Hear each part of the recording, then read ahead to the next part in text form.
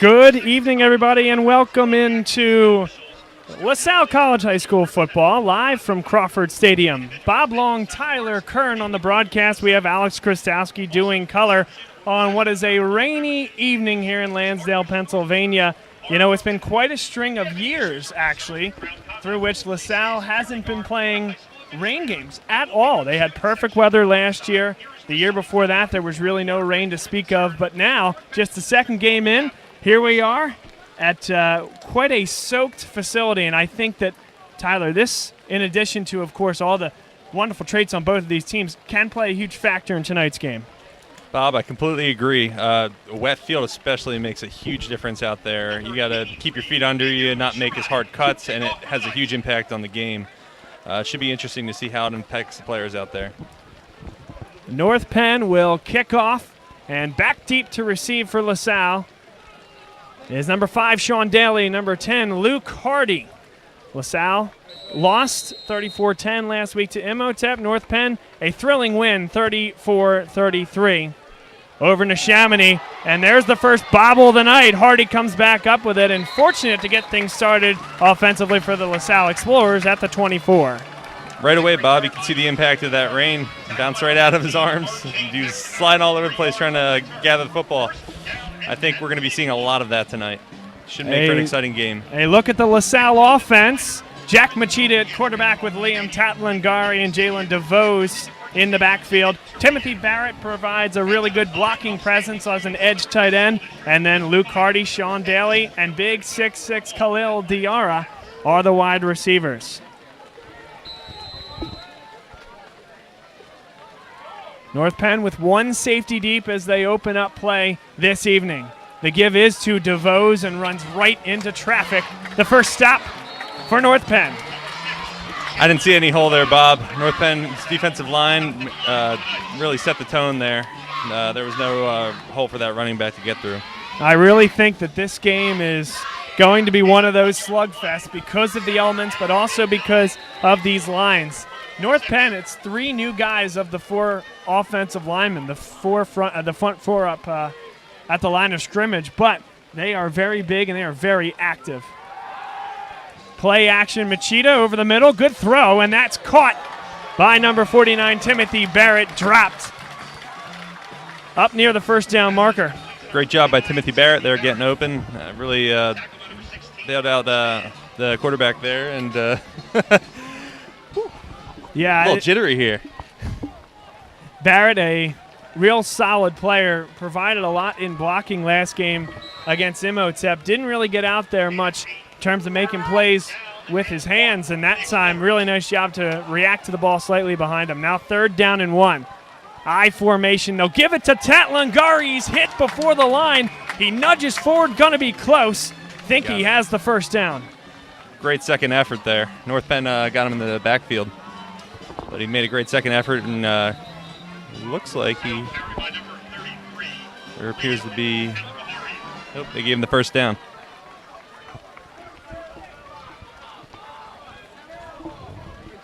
North Penn's arguing that it was a generous spot. From our angle up here, it was rather difficult to tell.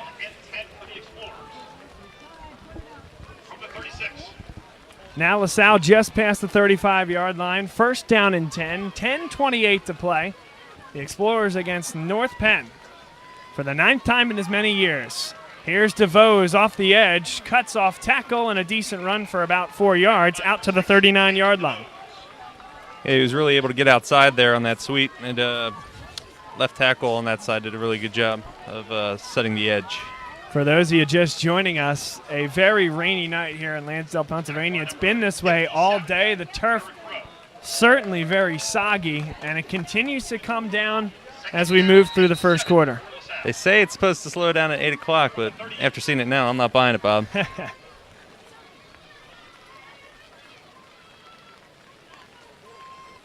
Second down and 7. They mark the Explorers at the 38-yard line. You can see the ref hunched over the ball trying to keep it dry.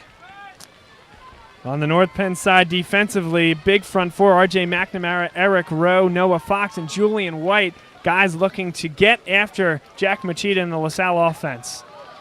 But right now, it continues to be a heavy dose of running the football. Another 3-yard gain. We won't call it a cloud of dust. We'll call it 3 yards and a splatter of water as DeVos pushes through the line. It is really wet out there, and you can tell even by the play calling that they're working around that. It's going, like you said, it's going to be a big slugfest. Lots of running, a lot of running right down the throat.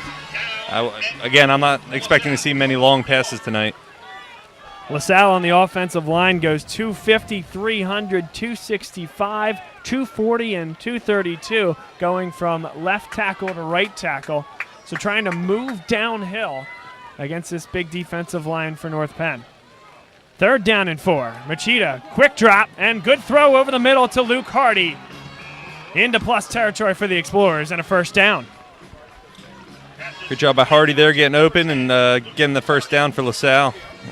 I guess it might not be as much of a slugfest as we initially thought. That was quite the pass. And if you're going to pass the ball, Tyler, those are the types of passes you want. Quick drop. Don't let the Machida sit there for very long in the pocket. And a quick, simple route that time from Hardy across the middle. So far, great job by the offensive line setting the pass protection.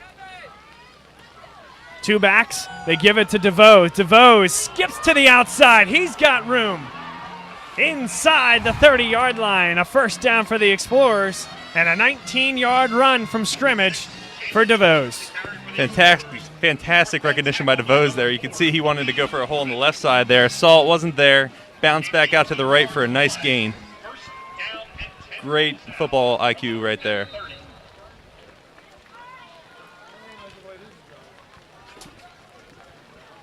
Across the front for North Penn. Julian White, Noah Fox, Eric Rowe, R.J. McNamara. Here's the give to Jalen DeVos. Swallowed up there. A flag comes in and goes down at the line of scrimmage. And we'll await the call. Took quite a few big boys to take DeVos down there. You can see it's very slippery, not only for the offense, but also for the defense. It makes tackling much more interesting. An illegal formation against the Explorers. Electing to decline the penalty are the North Penn Knights. A very disciplined team here, Tyler. Dick Beck's team only committed 1 penalty in their opener against Neshaminy, and that was for 5 yards. Certainly they needed every bit of discipline en route to a double overtime 1-point victory where they stood up at the goal line as Neshaminy went for 2 in the second overtime. When you're the head coach for 17 years, you can expect a lot of discipline, I would say, Bob. Dick Beck has been at it for a long time. Yes, he has. Machida has lots of time in the pocket, and now a holding call will come in against the Explorers. Machida still running, gets leveled behind the line of scrimmage. So they certainly may decline this with how difficult it is to move the football up and down the field. That'll be 3rd down and long, or 2nd and about 16. Yeah, Machida's receiver wasn't open there, and you could tell he just kind of got surrounded, and I guess that's why the holding call happened. It was probably in pass protection for at least 7 or 8 seconds. So, I mean, you either got to get rid of the ball or you're going to have to take the sack. Yeah, and it was a 15-yard penalty, so North Penn, of course, going to take that yardage, sending LaSalle all the way back to the North Penn 43-yard line with 7:11 to play in the first quarter, a scoreless tilt. It's quite a long way to convert. This might be 4-down territory here based on how difficult it might be to get a long snap to the punter. And bad to worse here for the Explorers, another penalty. This looks to be the 3rd against the men in gold and white. These are just mental mistakes right now that LaSalle's committing. You can't, especially at a team as good as North Penn, you can't be making these mistakes this early on. It kind of takes away the momentum that they've done a really great job of pushing down the field thus far, but this has killed any momentum they've had. 2nd down, 28. Clock ticking under 7 minutes to play here in the first. Machida in the shotgun. Quick screen. Jalen DeVos pulled down by R.J. McNamara, number 15. Great recognition by McNamara there. He read the pass and was able to get out there and make the tackle. The junior McNamara at 205 will play on both sides of the ball, and actually is the younger brother of Kelly McNamara, who was the female place kicker and punter. I'm sorry, just the kickoff specialist for this North Penn team and actually gained national fame for a leveling, bone-crushing hit along this very sideline after a kickoff. That's a fun fact, Bob. 3rd down, 26. Shotgun for Machida. Machida runs out of time. Machida has to get rid of that ball. Even if your receivers aren't open, you just got to get rid of that. You cannot take the sack there for, looks like another 7 or 8 yard loss, I would say. He held on the ball for way too long there. So now it'll be 4th down and long for the Explorers. They'll have to punt. And I think that's the first example there of the rotations for this North Penn defensive line being so stellar. Colby Seelig not in the starting lineup, but came in and made that play. Again, fresh bodies in there on defensive tackle position is important. Yeah, like you said, Bob, fresh bodies are super important, especially for the defense who are typically gassed by the 4th quarter. Keeping fresh bodies in there really would help them remain fresh and keep making plays. So now the first look at the North Penn offense led by Solomon Robinson, the senior quarterback. He's on his 3rd school in 3 years, transferred into North Penn this year after the previous owner of the number 9 jersey, Steve DePaul, transferred into North Penn last year and then right out of North Penn up to Imhotep Charter, who LaSalle saw last week. So we'll see what Robinson is able to do. A dual threat quarterback and a guy that can really get to the outside and turn a corner if you're not careful. The give to Julian White. Picks up right where he left off last week. He ran for 3 touchdowns in the second half and overtime in that thrilling win against Neshaminy. And we're going to see Shamar Edwards in there as well. I mentioned in that starting lineup, Shamar Edwards and Julian White, a 2-back system. But it was Shamar Edwards going out late in the first half with an injury, and White came in and took over in a big way. Yeah, like you mentioned earlier, Bob, White's a bruiser, and you could easily see it on that play. He ran for 9 yards and broke quite a few tackles there. 4 minutes, 49 seconds to play. Still scoreless here in the first. Here is the give to White once again. He's got a first down. He continues turning the legs up past the 40-yard line. A gain of 7. Missed tackles there by LaSalle. White really broke through, and another long gain there, I would say. So expect a lot of running tonight, as you said, and so far that's what we're seeing. A good look at Solomon Robinson and the North Penn offense. Keep an eye out for John Haynes, number 2 on the outside, Evan Spahn, and Josh McCool. The 3 wide receivers that can break it deep for the Knights. But it's a steady dose of White. Nice job by the Explorers to come up and make a play. Great job by Ryan Savage, their defensive end, setting the edge. He forced White to go back inside and allowed the offensive tackle and the linebackers to make a play. It looked like Sam Graham, number 57, the one that was able to collect the good work from Savage as the DN. And I know, Tyler, you take special attention to the ends here for the LaSalle Explorers, as you were a member of the 09 state championship team and a defensive end, all Catholic your senior year. Guilty as charged, Bob. I take great pride in paying close attention to defensive line just because that's what I know best, but try to keep an open mind and give my attention to all positions. It's good to have an expert here on the broadcast. The Explorers might have jumped, but was it movement from North Penn up front first? No, it was encroachment from the Explorers. Does that have 5 penalties? 4 or 5 penalties from LaSalle already? Slowly becoming the name of the game so far. Very undisciplined football from the Explorers so far. The ball right at midfield, in between the N and the P, here at midfield at Crawford Stadium. North Penn dressed in the dark blue with the light blue helmets. LaSalle with the white and the gold helmets and the gold pants. Solomon Robinson in the shotgun. Here's the give to the inside. Nice play by the Explorers, wrapping up. That'll be a loss of 1. Back to the 49-yard line. I think Sam Graham was in on that tackle there. He came in hot and really stuffed the running back there, and for a loss even. You see the referee wiping off the football, standing on top of the football, trying their best to keep this pigskin dry. It's going to be a messy one, but I'm sure Robinson and Machida, respectively, are quite all right with trying to keep that football as dry as possible. They fake the give. Here he comes to the edge, and staying with it is number 4 for the Explorers, Dylan Traynor. Going to be 4th down. Great play by Dylan Traynor there, reading the QB run.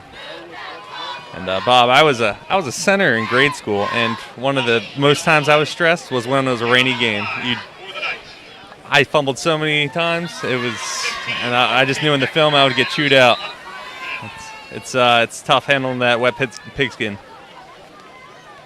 So now we'll see how this long snap is executed, the first punt attempt of the night. And they get it off just barely, but it was muffed to the outside. Bounces out of bounds at the LaSalle 40. I would call that no more than a 19-yard punt there. I would call that favorable field position for LaSalle. I believe they got their fingertips on that punt. Might have been. That might have been what it was. It was very close. He had 3 Explorers coming right to the foot of the punter. Let's see what LaSalle can do on their second offensive attempt, Bob. Hopefully they can mitigate these penalties and keep the momentum going. Good look at the scoreboard there from our cameraman, Alex Krastowski, also a LaSalle alum, class of 2012. Machida rolls. Machida drops it off short. Tatlingari knocked out of bounds 2 yards in front of the line of scrimmage. Good block there by Jalen DeVos. He prevented the quarterback from getting sacked there for a small gain, but a gain nonetheless. Sure beats a 5-yard loss. Yes, it does. And you just get the sense, I mean, 1, this first quarter is moving very quickly, and 2, there's just not a lot of yards out there. It's going to be long, sustained drives, or, on the contrary, a defensive back slips, and it could be one long play from scrimmage. It feels like this game can go really one of 2 ways here tonight, with the weather as an enormous factor. DeVos right up the middle. You hear that from here. Helmet-to-helmet contact as he lowers the head and pushes forward for 5 yards. Looked pretty slippery out there too, Bob. I think he might have tripped on himself right when he got to the line, but he managed to squeeze 5 yards out of that.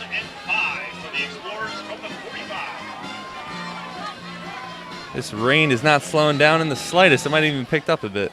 I think it has. I would not count on it stopping at all at this point tonight, Tyler. Now, pistol formation here, 3rd and 5. They need the 50 for a first down. Rolling to his weak side. DeVos, and he lost the football. That's a fumble, and North Penn has it. Wow. DeVos tried to lay a block, didn't quite get it. And as Machida was releasing the football, it just slipped out of his hands. Yeah, he wasn't touched there. I think he threw a fumble, Bob. It was as the arm was coming back. Now, of course, no replay here, but I think if we had the benefit of replay, it would show us, unfortunately for the Explorers, the same thing, that as he was cocking it back is when he lost control of the football. It really gives you context of how wet and slippery that football is and why the ref is over top of it as much as he can to keep it dry. Referees having a discussion, perhaps not decided yet, but I think they'll confirm the call. And they are going to send the offense back onto the field. An incomplete pass called by the referee. Call me surprised up here in the booth, Tyler. That makes 2 of us, Bob. I thought that was a fumble. So LaSalle given new life. It'll be 3rd down and 5. Remember, that ball was fumbled at about the 38. So we thought. Thrown incomplete at the 38, we should say, but recovered, what they thought was a recovery at the 35. Would have been a loss of 10 and a turnover, but instead the incomplete pass brings it back up to the 45-yard line, 4th and manageable, and we'll see the Explorers are still on the field offensively.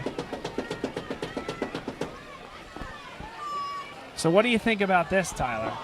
I think they're going to punt it, Bob. I think they have to punt the ball. A change of heart, or perhaps a realization that it was 4th down.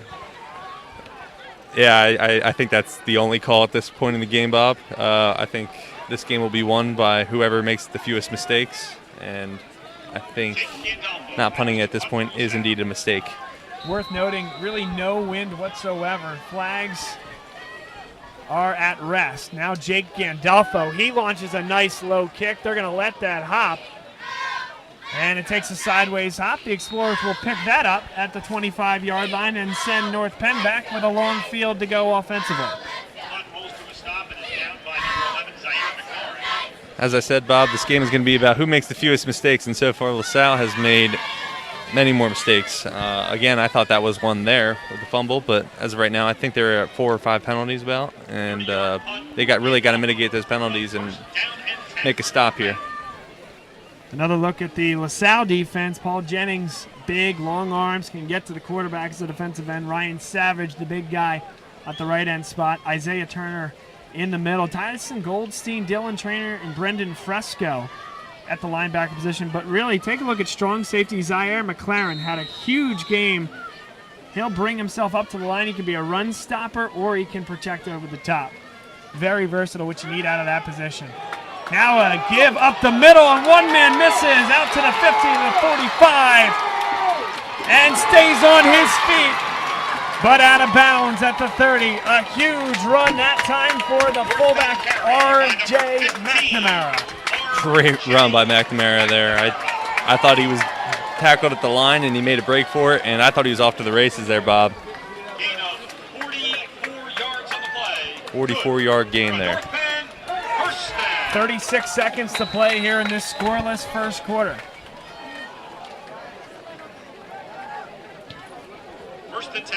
I formation. North Penn will go with a lot of I formations tonight. 2 tight ends on each side of the line. Here is the give.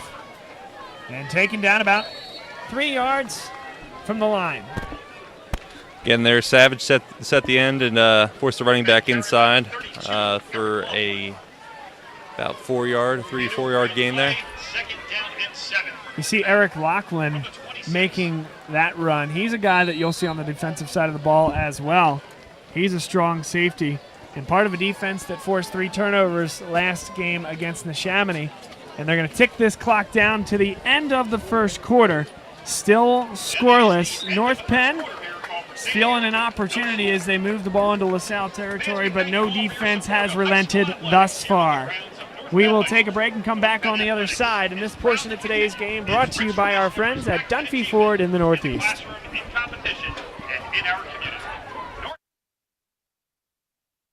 I would say that LaSalle is dynamic.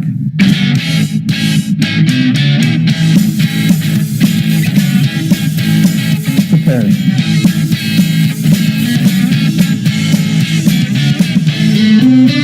Active.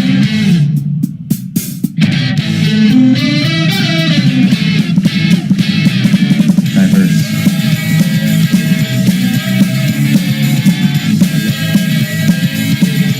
Brotherhood.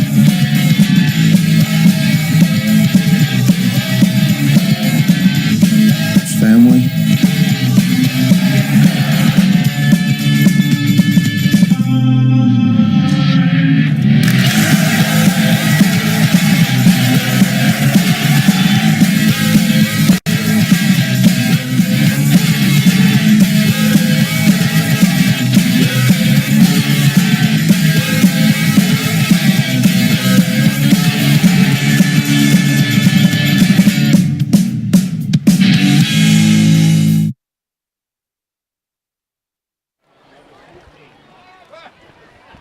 We move to the second quarter here from North Penn High School. Bob Long, Tyler Kern, and we have Alex Krastowski on camera. The Explorers taking on the Knights of North Penn for the 9th time in as many years. This time, for the first time, Tyler, on the second week of the high school season. Agreed. That started back in 2010, home openers, and this was the first year since then that LaSalle did not play North Penn in the opener. Julian White off tackle. Big run there. Gets right up to the line to gain. And I think they're going to give it to him. I don't think Julian White has had a bad run yet, Bob. I don't think so. He's averaging probably like 8 or 9 yards a carry right now. It's very impressive. And we take a look at this offensive line for North Penn going across. All 5 of these guys are new this year. Jake Walton at the left tackle, Eddie Harkins at the left guard, Noah Boast as the center. A two-back set here. LaSalle nearly jumps, and Robinson will change the play at the line. Here is the give to White. He's wrapped up by the Explorers. In there on the play for LaSalle was Paul Jennings. Got swallowed up by quite a few white jerseys there. It was a good team effort making the tackle, making a stop for a short gain.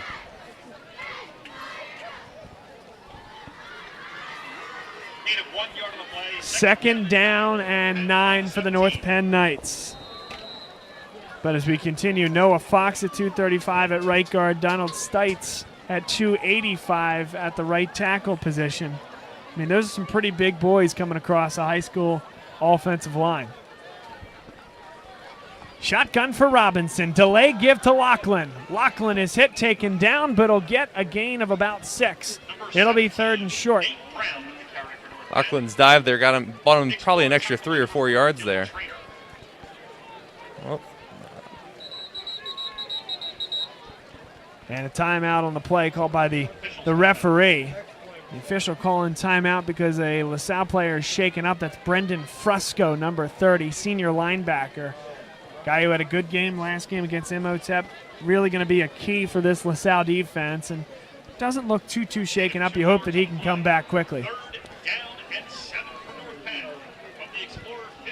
3rd and 7 here, Bob. You're a defensive coordinator. What are you thinking here? This spot, this downage, there's down yardage, etc. I think you just play base defense and you cover your man well, and you got to protect that run. You know they've been doing all their huge plays have been via running tonight, and you got to have enough guys in the box to cover that. And a timeout on the field. LaSalle calls it, and we'll take a break. Come back on the other side for the resumption of play. Tonight's game is broadcast live on AM Radio 1440 WNPV.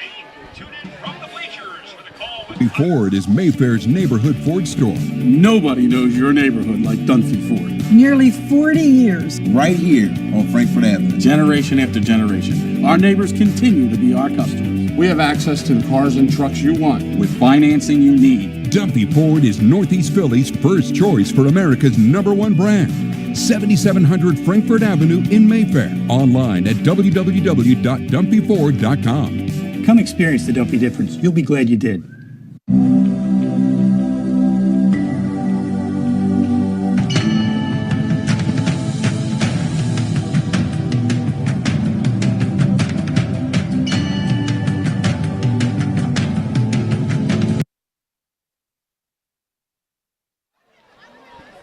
Welcome back. 3rd down and 7. 10-14 to play second quarter. Big play here, and it's knocked down at the line of scrimmage by Ryan Savage.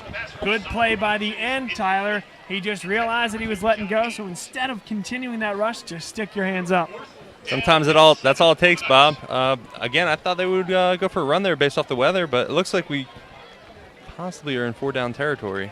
Well, and that's exactly why I would have run the football, because knowing it's 4-down territory here, that you have 2 runs to get 7 yards. Now you're 4th and 7. You're out of field goal range. Perhaps you need to throw the ball again. I believe, Bob, that's exactly what they're going to do here.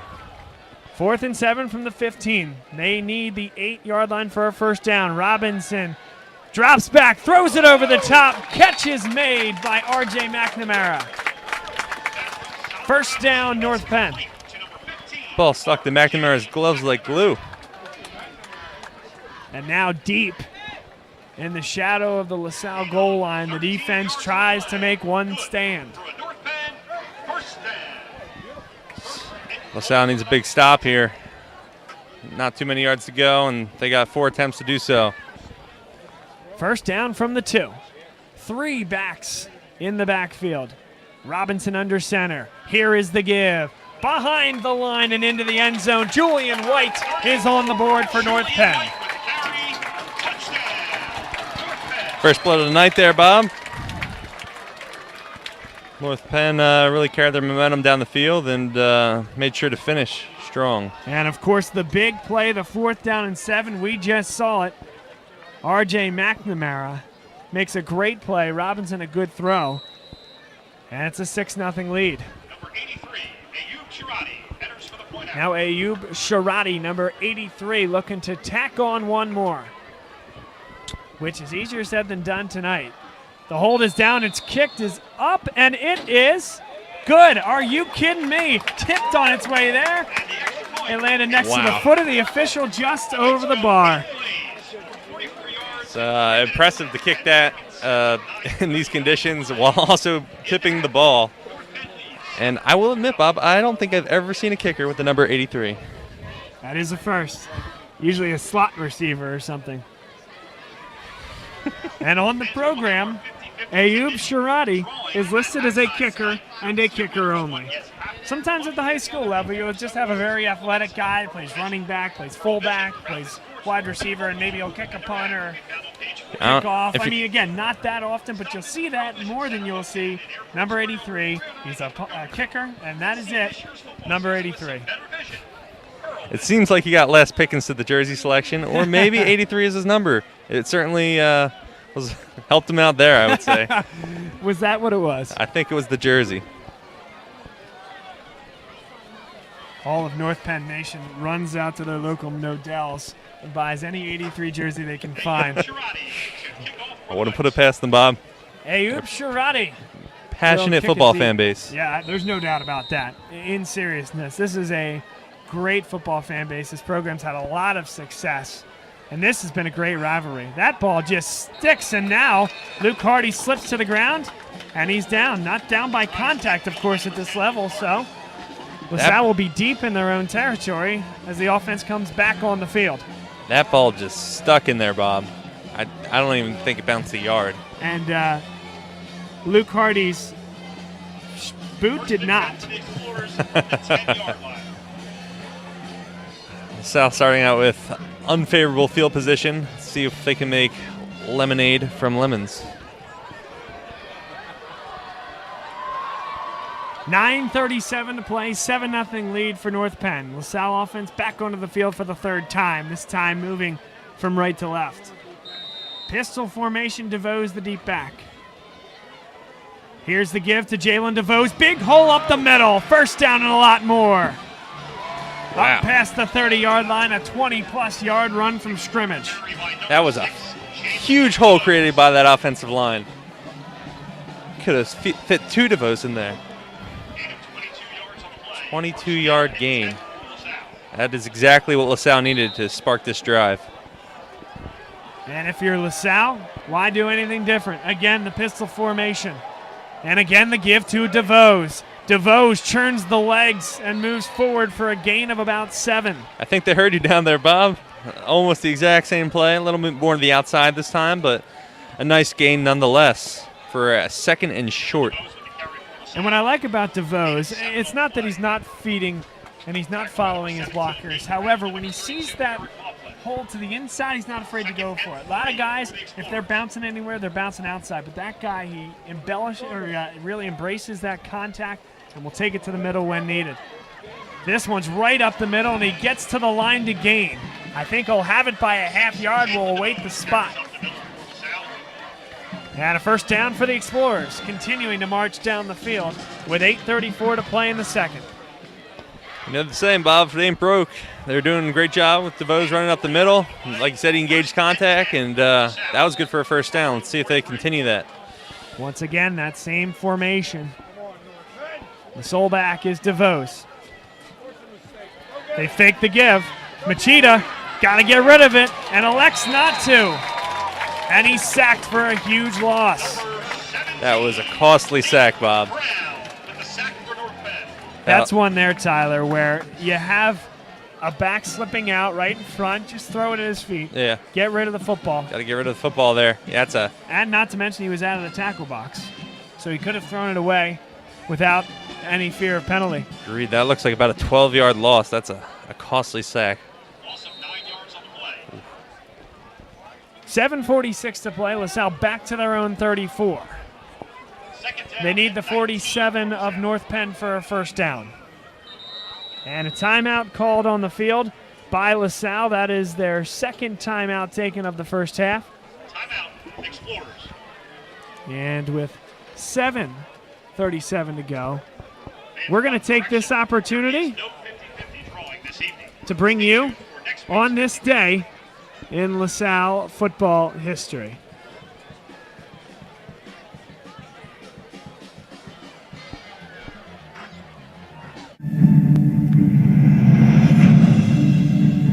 On this day in 2012, LaSalle opened their season with North Penn. Senior quarterback Chris Kane threw 2 touchdown passes to sophomore Jimmy Herron and an 80-yard touchdown pass to senior Sean Coleman. The Explorers defeated the North Penn Knights 20-7 on this day in 2012.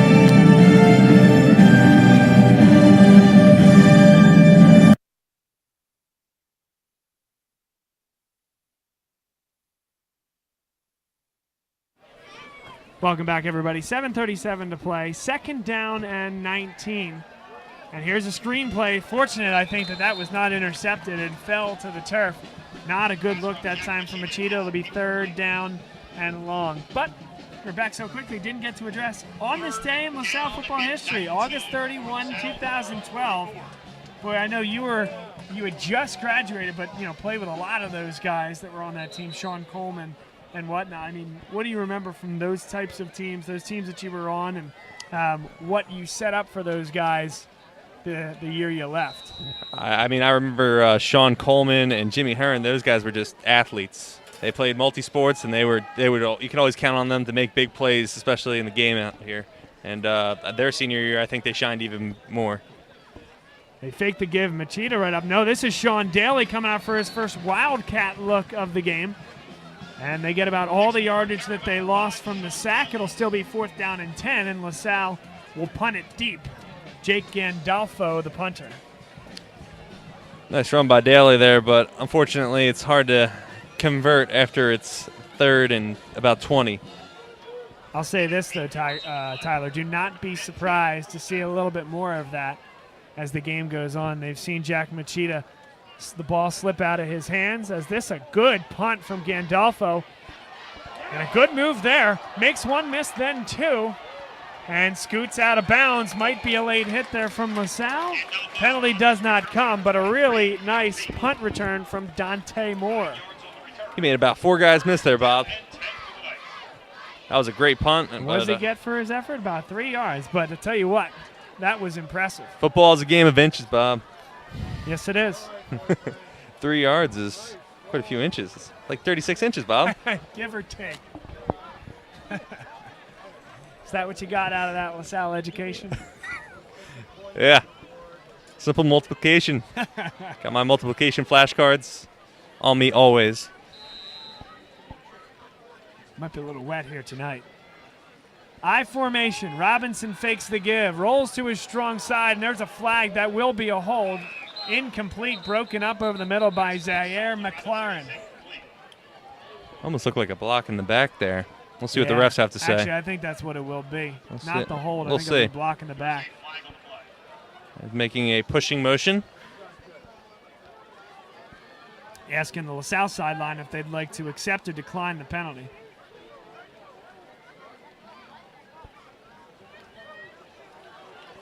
I think they're going to take it. I think they should. We'll see what they do.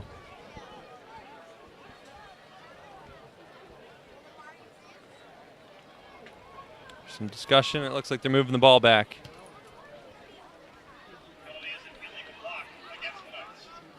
Legal block. And that, like LaSalle, on the other end, is a 15-yard penalty. Again, a lot different than what you see at the higher levels of football. 15-yard penalty for essentially a block in the back. Unless, again, I didn't see chop block or anything like that. That's the only thing that I can think of that would be a 15-yard penalty. I think a different rule here at the high school level, so an easy decision to push him back 15 yards. 1st and 25 for the Knights. The give up the middle to the fullback, wrapped up by the Explorers, maybe a gain of 1. You could see the Knights, they were trying to get some of those yardage backs with the hard count. You saw the Explorers jump a little bit, but they did not cross into the neutral zone. Good discipline by them. They cannot afford mistakes that they have committed earlier in the night.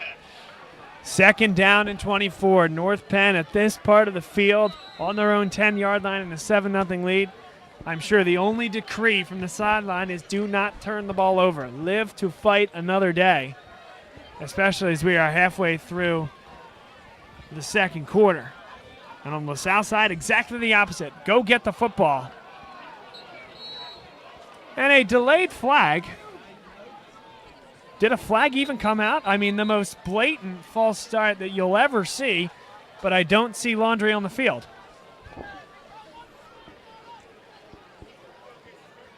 Laundry might be a little wet right now. Well, the officials just blew that dead without throwing anything on the field, almost like they're just going to have a do-over. Have a fireside chat there. A little fireside chat indeed.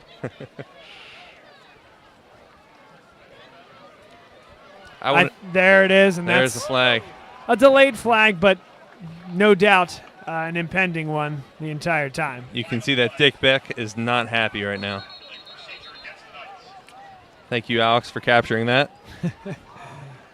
Now, again, I didn't see him necessarily in the face or upset with the referee, but if he wasn't indeed upset with that, I don't really understand why. It looks like the play was supposed to be set in motion, and one of the offensive linemen jumped. It was hard to tell, but I think that's about what happened. But the running back came in motion before the tight end cleared across, which I think leads you to the false start there. Now second down a long way. They give it up the middle, and LaSalle stuffs it again. Gain of 2 at max. Great defensive stop there. Now LaSalle third down and long. Just trying to play for field position here. And if they can stop them in the first couple yards again from scrimmage, they'll get the ball in North Penn territory with under 5 minutes to drive it down the field before half. The biggest thing here, Bob, don't make mistakes.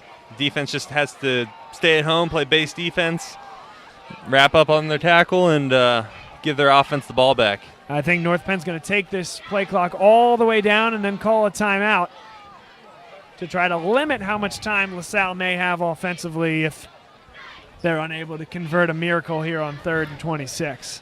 So, Bob, how do you think the refs decide which ref has to sit over the football? Do they draw straws, or that looks like a tough position to be in all game? It looks like the umpire is the one sitting on top of the ball. Timeout called on the field. There he is right there. He does not look like he's in a mood to be kneeling down every single play right now. I have a lot of respect for that, man. I remember back in high school having to sit in our 3-tech for minutes at a time, and thighs would just be burning, Bob. I feel bad for him. Perhaps he comes from a D-line background and comes from that 3-tech background. Or an umpire. Yeah, that's true. That's a good point. A different type of umpire. Some baseball catching, maybe. Now there are some listeners out there and viewers out there, I'm sure, saying, I don't want to hear it from you, Tyler. You're in your 3 technique. Okay, sounds good. You're a high school junior. This is a guy that is not a high school junior. Yeah. Not an old man at all. Certainly still has the get up and go that you need to officiate the high school level, but his football playing days have since passed. And it's great that these guys, referees, can stay involved with the sport. And I find it amazing that for as many high school games as you have on a Friday night, that you have this many qualified individuals come out and call those games. Dedicating their time and effort. Really is game. Impressive. 3rd down and 26. They fake the give. It'll be Robinson right up the middle and taken down by the Explorers. That was a big man. I think that was Brian Grady with the tackle there. Grady, great job as a defensive tackle to just stuff that gap and keep his eyes up on Robinson. 6'3", 275 pounds. He's going to feel that in the morning. So now does LaSalle go after the punt here? Doesn't look like it. Looks like they're in a safe protect here with 2 guys protecting the gunner on the near side. Oh. Now they bring it from the outside. They get there, but cannot get a hand on it. Dropped, but maintained by Daly. Bobble City from Daly, and LaSalle's going to have tremendous field position, but it was nearly. I have no idea how he held on to that ball. He still didn't have full control of it, and he was getting hit, and Daly managed to grip that ball with his life depended on it. 26-yard punt that time from Sherrati. You know how I know that? How do you know that, Bob? Because it was 4th and 26, and they got the ball right back to the initial line to gain. Just as planned. So now LaSalle in great field position, and as we discussed at the end of the last drive, Daly came in for one wildcat. Now this will be a direct snap to number 5, Sean Daly. Faking the give, goes right up the middle for a gain of 1. Like how the Wildcat puts another spin on what the defense has to worry about. You can either, Daly, I'm not sure what his passing ability is like, but he can either choose to hand it off to his running back there or take the ball straight up the middle. So far, I think he's taking up the middle every time. They'll do it again. This time they do give it off to DeVos, and he's taken down in the backfield. R.J. McNamara with the first contact. That looked like a WWE move there. He just got thrown down in the backfield for a loss of about 3, I would say. Unfortunately for Daly there, just the incorrect read. I mean, you're letting, if you're the outside right tackle there, if that sweep's coming right, you're letting that defensive end come off unblocked, and then the direct snap guy has to make that read, and unfortunately that time made the wrong one. What a play by number 6, well, I guess Jalen DeVos. It'll be a first down on the wheel route. Good throw from Jack Machida. For a second there, I thought that was Daly, and I was wondering, I guess he does have passing ability, but it turned out to be Machida. That was a great catch. Way to dive down there. It looks like they gave him the first down there. So now LaSalle at the 21-yard line of North Penn, their best offensive opportunity tonight. 2:15 to play here in the second, a 7-0 lead for North Penn. A rainy night as the rain continues to fall here at North Penn High School. Daly in the Wildcat. Here comes DeVos in motion. Fakes that time, heads up the middle. Gets a little bit of a seam. A game of 5 yards down to the 17-yard line. You could see there that Wildcat kept the defensive ends honest. They both beat their man, but they had to wait to the outside, and Daly just went straight up the middle there. Bob, I was going to say, I'll be surprised. I want to see what this field looks like at the end of the night with how much rain there is. And these guys are tearing up this grass field. Daly once again will take the direct snap. Daly right through the middle, near the first down line, and I think snuck across it. First down LaSalle, 1:20 to play. They find themselves inside the 15-yard line at the 11. Looks like Daly's back out there again.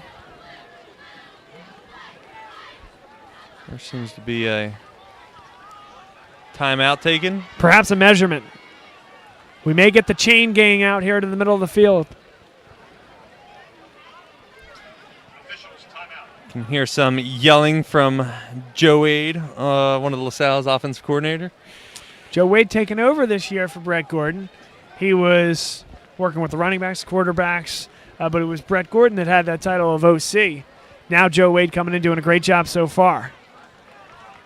And LaSalle gets the first down. By at least a foot.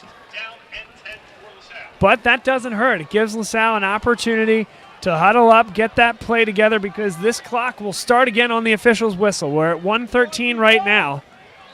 And there is certainly a little bit of a timing issue. They can get a first down without getting a touchdown. It's Daly in the Wildcat from the 11-yard line, bounces to the outside, cuts back in across the 5. Late flag comes in there. And it's number 71 for the Explorers, Ronnie Ross, with his palms to the sky, saying, not me, not me. But it was indeed a penalty against the Explorers, and that'll make things difficult. Bob, I've always found the people that put their hands in the air are usually guilty. The guilty ones. Yes. You see that a lot of the time in the NFL on the punts with blocks in the back. Usually, almost always they're guilty. You don't even have to see the block in the back, but you can see the aftermath. What that usually means is, yeah, I know I grabbed, but I really didn't grab for that long. Come on, you can't call that. Oh, that penalty hurts, especially after that game that Daly had there. Now it's 1st and 19. 54 seconds to play. Clock ticks. LaSalle with the 1 timeout. Machida back in the shotgun. He will throw it out wide. DeVoe's trying to get out of bounds, and he does. Oh, no, they're waving the clock on. I thought that was a possibility because there was now they are going to stop the clock. So I actually don't disagree with that official's call over there because I thought forward progress was stopped in bounds. Yeah. And DeVoe's was pushed backwards out of bounds. I thought that was the proper call, but I think there was some miscommunication amongst the referees and, of course, the LaSalle coaching staff in the ear of the referee. Yeah, I wonder if they'll give them that time back or if they're just stopping the clock. I'd say about 5 or 6 seconds ran by there with 30 seconds to go and about 20 yards or so. I mean, that's not a lot of time. Perhaps I misspoke. LaSalle actually called their last time out. Well, that would make a lot more sense there. It seems like your initial hunch was correct. Good work there by our cameraman, keeping that football dry. Yes. I'll say this. The LaSalle Explorers may have called that timeout, but they weren't happy about it. You could see the coaching staff was absolutely livid when that clock kept running. You could hear it. 2nd down and 16, ball at the 17. Would be a very long field goal from here. You'd think they need certainly some more yards. And they drop the football. Machida has to get rid of it, and he does, but that's not going to be a good thing. In fact, now the clock's going to run. LaSalle's not going to have any timeouts. It'll be 3rd down and long. We tick under 20 seconds to play. Now here's where you just line the guys up on the outside. You've practiced this. You got to send a guy to the end zone, throw it up there, and if it's incomplete, you take one more shot on 4th down. We're down to 7, down to 6, and I think LaSalle maybe not quite as organized as they wanted to be. They could have had that play in the hopper in order to have 2 shots at the end zone. You could see that there was some confusion there on LaSalle's side. Again, that's what you have. You have 11 new guys offensively, 11 new starters for LaSalle, and that's going to happen. Growing pains for a team like this. You can see their offensive coordinator Joe Wade is not happy with how. Frankly, I wouldn't be either. Yeah, that would. Instead of possibly having 2 attempts or an attempt at a field goal, now LaSalle. Honestly, I think they have to get the touchdown here. Listen, you have a very experienced coaching staff. They've been doing this for a long time. You know that they've practiced this. It was just when the situation presented itself in real time and they needed to execute, I think that's where the struggle was for this young team. You know, I'm sure they had something ready to go. Yeah, you can tell there was just some miscommunication there between LaSalle and the coaches. But LaSalle will now attempt a field goal.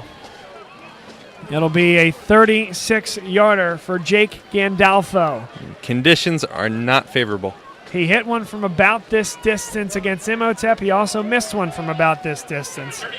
The one that went through was a low knuckler, barely got over the bar. We'll see if we can get some elevation on this one.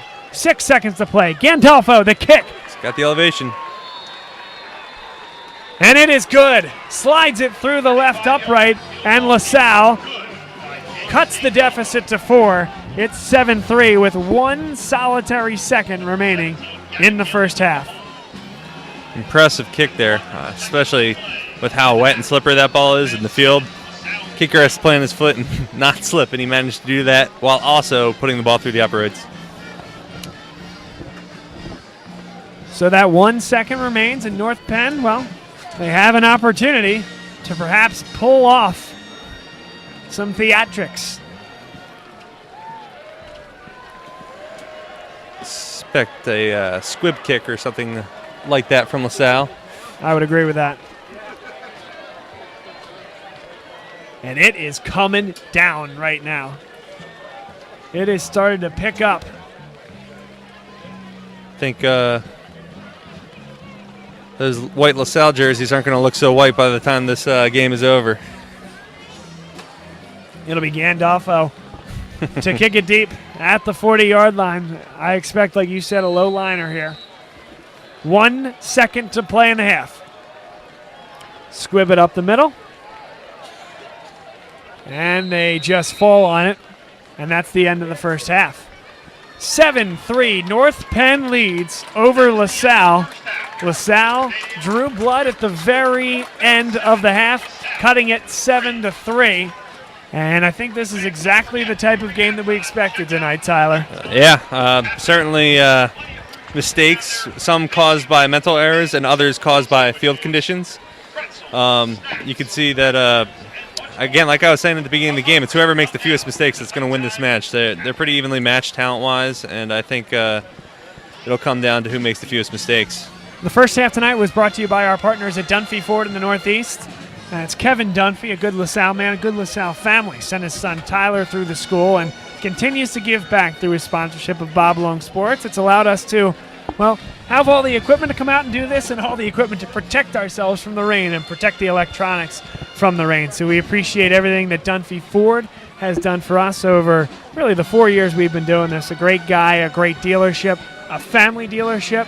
And so if you find yourself in the market for a car, or heck, even if not, they'll give you great rates.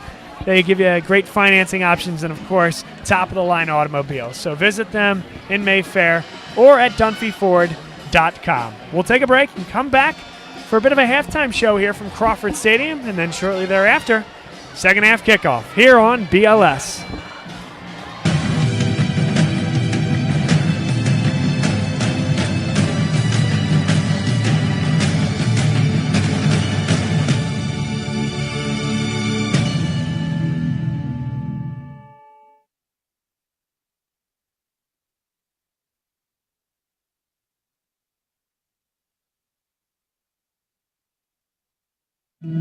What does your character look like?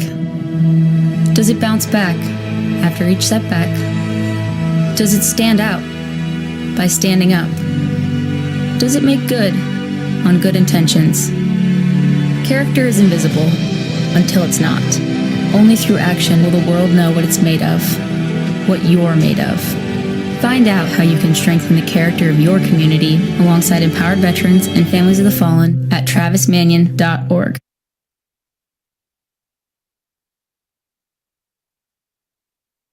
I would say that LaSalle is dynamic.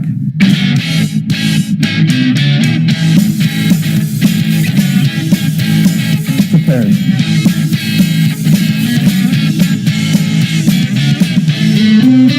Active.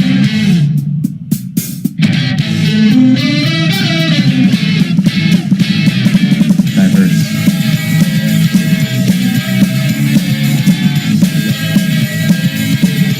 Brotherhood.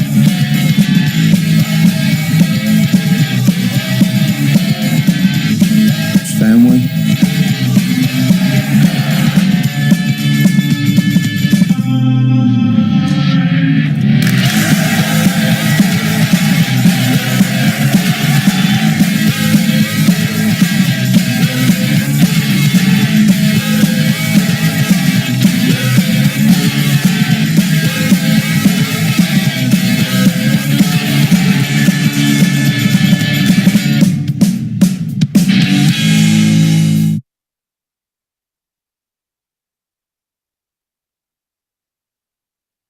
Ford is Mayfair's neighborhood Ford store. Nobody knows your neighborhood like Dunphy Ford. Nearly 40 years. Right here on Frankfurt Avenue. Generation after generation, our neighbors continue to be our customers. We have access to the cars and trucks you want with financing you need. Dunphy Ford is Northeast Philly's first choice for America's #1 brand. 7700 Frankfurt Avenue in Mayfair. Online at www.dunphyford.com. Come experience the Dunphy difference. You'll be glad you did.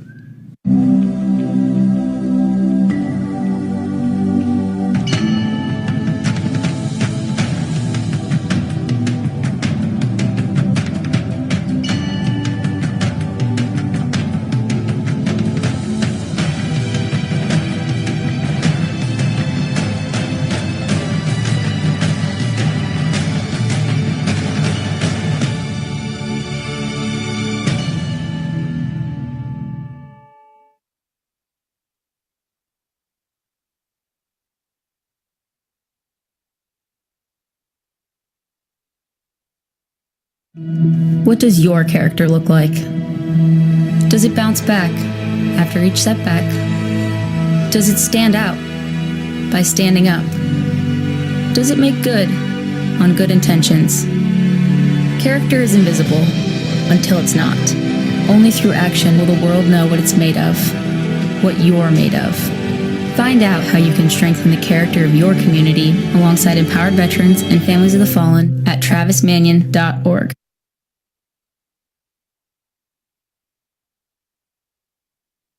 I would say that LaSalle is dynamic.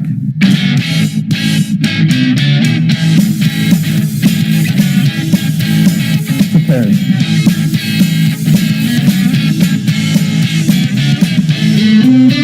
Active.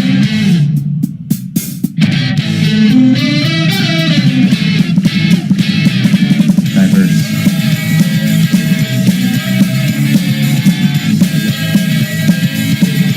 Brotherly.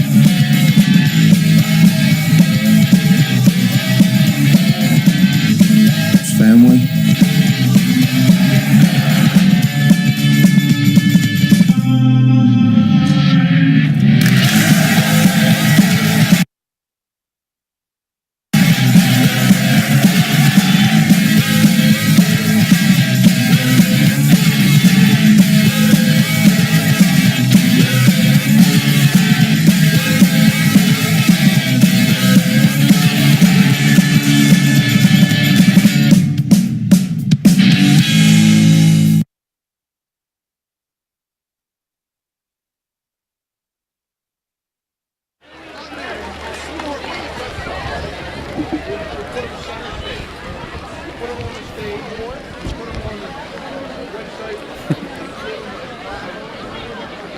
Welcome back, everybody. Welcome to the halftime show. Bob Long, Tyler Kern.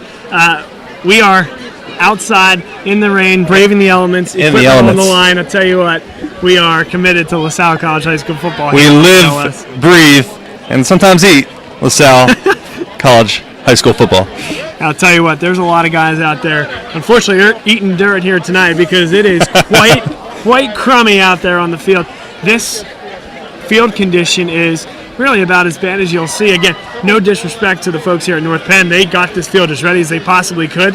But when you get a constant barrage of rain for 8 straight hours, it's just, how do you possibly get a field ready to play? And you're seeing the fruits of that and the impacts of that because of what's happening out there on the field. 7-3, a lot of running the football, and the question is, who's going to win in the trenches? Agreed, yeah. Like I always say, games are won and lost in the trenches. Say it every game.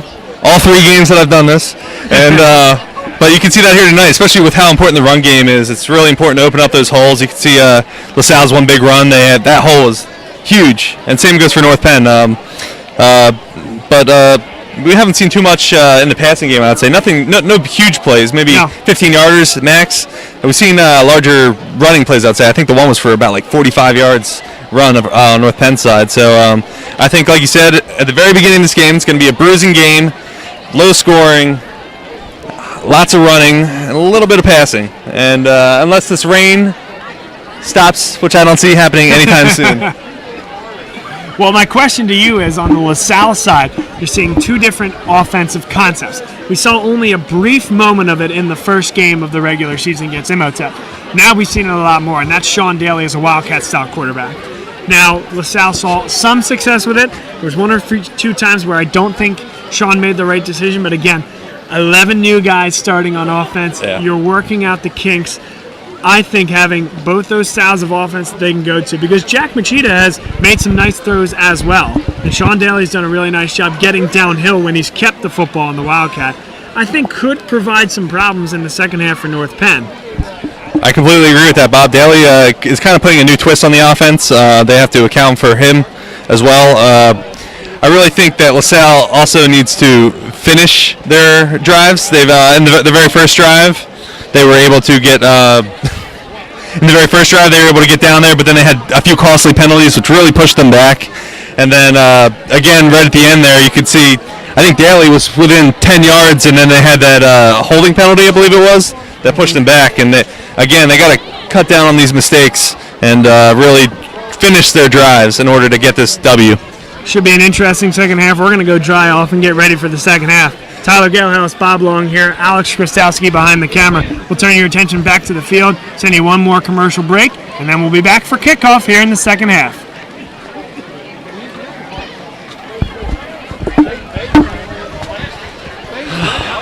How was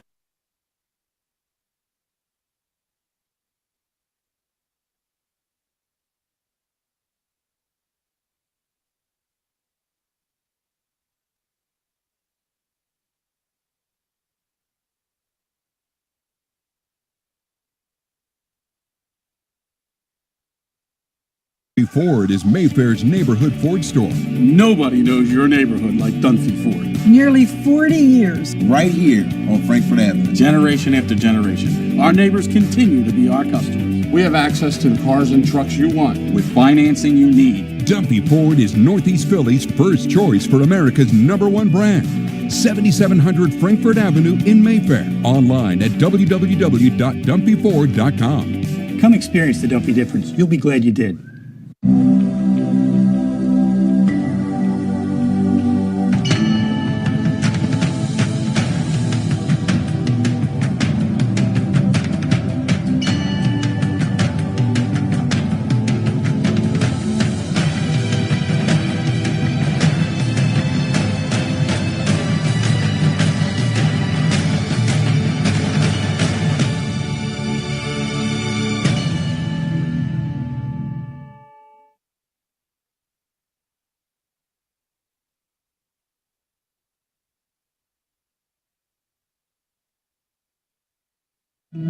What does your character look like?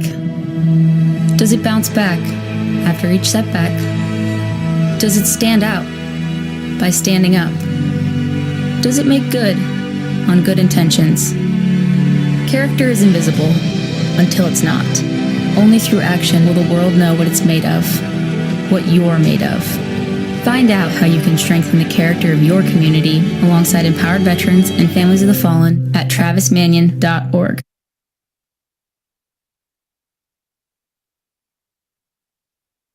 I would say that LaSalle is dynamic.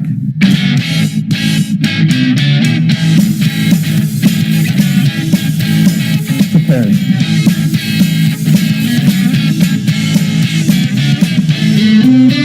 Active.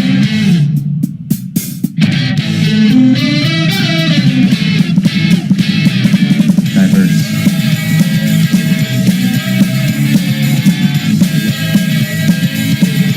Brotherhood.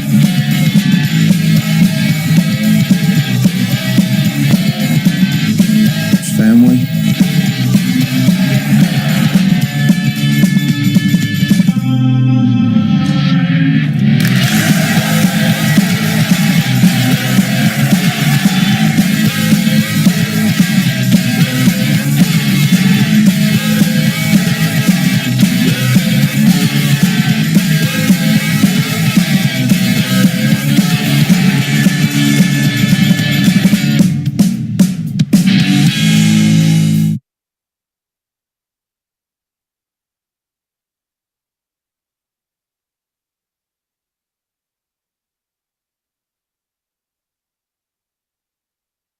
Ford is Mayfair's neighborhood Ford store. Nobody knows your neighborhood like Dunphy Ford. Nearly 40 years. Right here on Frankfurt Avenue. Generation after generation, our neighbors continue to be our customers. We have access to the cars and trucks you want with financing you need. Dunphy Ford is Northeast Philly's first choice for America's #1 brand. 7700 Frankfurt Avenue in Mayfair. Online at www.dumpyford.com. Come experience the Dumpy difference. You'll be glad you did.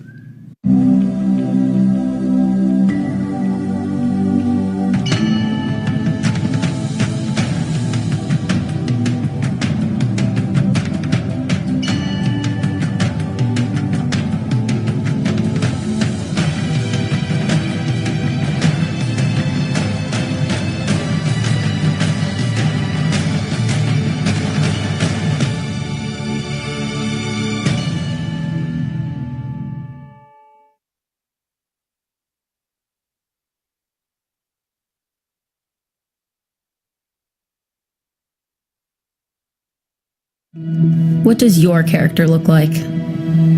Does it bounce back after each setback? Does it stand out by standing up? Does it make good on good intentions? Character is invisible until it's not.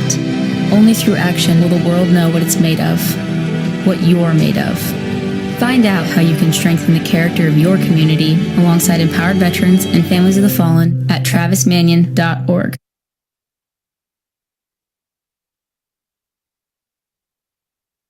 I would say that LaSalle is dynamic.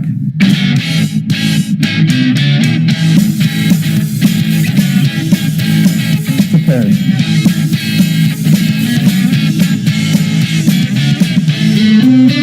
Active.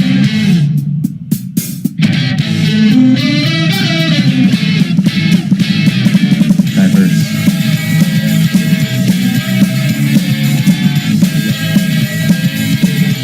Brotherhood.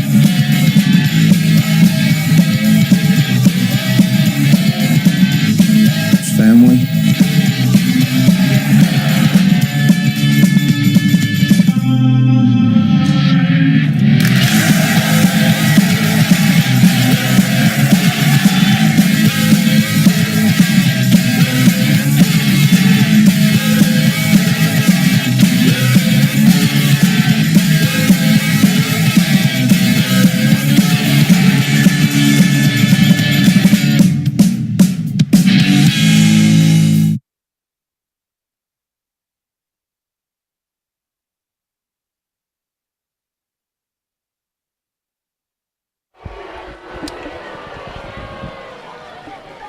Clock's hit triple zeros here, but still no North Penn team to be found. LaSalle is making their way back out onto the field.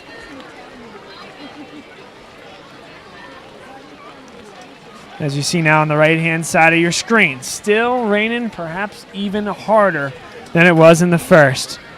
But once again, we mentioned this earlier. This date in LaSalle football history. We'll take another look at this very nice piece that Bill Wasilenko put together and will be continuing to put together over the course of the season.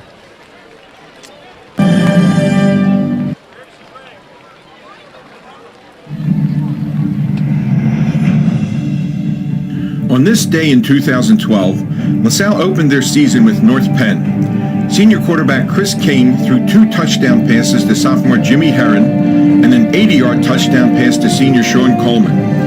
The Explorers defeated the North Penn Knights 20-7 on this day in 2012.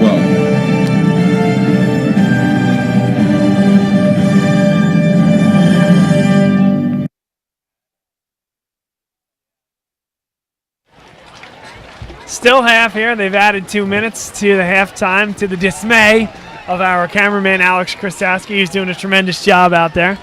Bob Long, Tyler Kern, also under the tent here trying to stay dry, but more important, I don't care if you stay dry, to be honest, to be completely Thanks, Bob. honest with you. Appreciate that. I care that this equipment stays dry and that this broadcast is disseminated out to good folks in the LaSalle and North Penn communities. So, on this date, 2012, we played it in the first half. We played it again just now. Boy, I tell you, Bill Wasilenko, the purveyor of all things LaSalle football history, a self-proclaimed, and I'll proclaim him it as well, football historian. Good fortune to retire this year and takes on that football historian job full-time, which, boy, I tell you, makes a lot of us a lot smarter about the game of football. So we appreciate everything that he does, and we're going to have him on sometime at halftime this year. He is a tremendous resource. Yeah, I'll tell you what, Bob, he is committed to LaSalle football. I believe he created a Facebook group called Fanatics of LaSalle Football. Appropriately named? Yes, very much so. He put together some great videos of old clips from back in the mid-1900s all the way up to present. He's always sending out awesome emails regarding LaSalle history. Recent one was regarding the more recent LaSalle-North Penn rivalry. And as we kind of glossed over, this rivalry began back in 2010. And LaSalle-North Penn played for the first time. I think that was actually... they just won the state championship that year, and that they played once that year, and then the following year they played opening again, and then they played in quite the matchup in the state semi that year when they went to the state championship again. That was a great game that I remember. 38-35, if I remember correctly. Back and forth they went. And ended with defensive tackle Ryan Geiger making an interception. Yes. Deflected up by Joe Nagy. That was probably one of my favorite games while I was at LaSalle. I mean, it was incredibly exciting. And ever since, every year, LaSalle, North Penn has started off the season by opening with each other. Yeah, this is the first year that it hasn't been the case. So a combined record of 8-2 for LaSalle against North Penn since that rivalry started in 2010. And it is a fun rivalry, I would say. It's every LaSalle North Penn game I've watched has always been a evenly matched and well-played game by both sides, and I think we're seeing that tonight too. It's a little different with the elements. I think that adds another dimension to this, and it kind of makes it more fun to watch, I would say too. As we were getting at, it's more of a ground battle right now, and it's a game of who makes less mistakes, but I think we'll see even more of that in this second half. Take a look at the rest of the LaSalle football schedule this year. Imhotep Charter was a 34-10 loss. Tonight at North Penn, I think this one's going down to the final horn if the first half was any indication. Then next week, a very talented Malvern Prep team. LaSalle has played Malvern Prep quite often in the last few years, and I think this is going to be the most talented Friars team that LaSalle has played. In the last two matchups, LaSalle is 1-1 against Malvern Prep, as the Friars won 2 years ago at Franklin Field. That was a special game, a fun one to broadcast. The Haverford School homecoming on September 15th, and then St. Joseph's Prep. One of the earliest games times I've ever seen that game on the schedule. Yeah. September 20, I think that's 29th actually, or unless they pushed it back one day. But back to this one here. It's 7-3 North Penn, LaSalle to kick it deep. Number 23, Dante Moore, and number 22, Dakari Luby, back deep for the Knights. All right, second half, kickoff. Gandolfo kicks it deep, a good end-over-end kick as the rain comes down harder than it ever did in the first. Now bouncing to the outside and losing the footing was Moore. Bob, that field might even be more slippery out there. You can see he made a cut just a little too hard and ended up tripping over himself, kind of. I think we'll be seeing more of that in the second half as the field continues to get more and more wet and as the field continues to get more and more torn up. Now, one of our favorite segments of the night, it's Where Ya At? We want to know where everybody's watching us from this evening, whether that is across the state or across the globe. Let us know where you're watching LaSalle football from. Tweet us at Bob Long Sports, and we will give you a shout on the air. Right up the middle goes Julian Moore, and LaSalle up to task in the first defensive play of the second half. In fact, in the times where you haven't been broadcasting with us and haven't been able to get to the game, which I know you do a lot of both of those things, but when that's not the case and you're traveling somewhere, you've done a nice job of watching our games. So we appreciate that, and I know it must be cool or interesting at the very least, giving myself too much credit, but to be on both sides on the air and then watching it. Bob, it is cool. Here's Moore up the middle again, and LaSalle gets the stop. I remember last year hung out with some LaSalle alumni, listened to your call of the LaSalle St. Joe's Prep game in my buddy's basement, and it was just a good time. It was very informative. It's kind of awesome to be able to keep up with LaSalle football live as it's happening rather than read about it in the newspaper the next day, and yeah. You do a great job. Appreciate that. You do a great job. I'm glad you're here with me. So for those folks out there, tweet us at Bob Long Sports. Let us know where you're watching from. Solomon Robinson from the shotgun. He's going to take the first shot of the night over the top. And just enough from Meacham there. I think that was very, very close, but he turned his head just at the right time to avoid the pass interference call. Almost an interception there. That was one of the first deep passes of the night there. Number 3, Frank Joyce with the coverage for the Explorers. Looks like North Penn's going to be forced to punt here. Do not want to give LaSalle that kind of field position. It's Sean Daly, the lone deep man. Ayub Sharati. And they got it! They blocked it, and Rob Tatum is on it. It's number 24, Jordan Heaton, the senior cornerback, getting the hand on it first, and LaSalle has tremendous field position. You can tell, man, every time they're getting closer and closer. I think even on that first punt, they got a piece of it. Last punt, they were really close to blocking it, and there it is. That's how this game will be determined. Plays like that, turnovers, something where the ball's slippery. In fact, very close to the punter actually going down to a knee to field that football, as we saw with Luke Hardy trying to return a kick when he slid down. No down by contact. That's been an issue at times in bad weather in the past as well. Looks like we got LaSalle blocked that one and now has good opportunity. Here's Sean Daly, gets to the corner and not a lot doing. Strung out well by the Knights.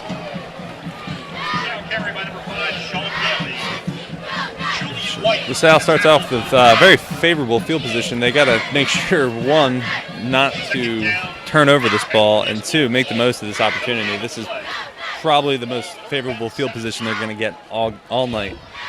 2nd down and 10. No gain that time from Sean Daly, so they bring out the junior quarterback, Jack Machida. He's in the pistol. Here's the give to Jalen DeVos. Runs through 2 tacklers, a gain of 4. 3rd down and 6 upcoming. Tyler, we've seen the range from Gandolfo, and he kicked one through the uprights well with a lot of room to spare from 36 yards. This would be a 34-yarder if they were to gain nothing on this play. But as this clock ticks down, already 9:30 to play here in the second half, or in the third quarter, I should say, you want 6 here. Yeah, you definitely don't want to settle for a field goal again here. Machida in the shotgun. Tatlingari to his left. Throws over the middle. Drops in the end zone. Had some heat on it. DeVos coming out of the backfield. Couldn't make the play.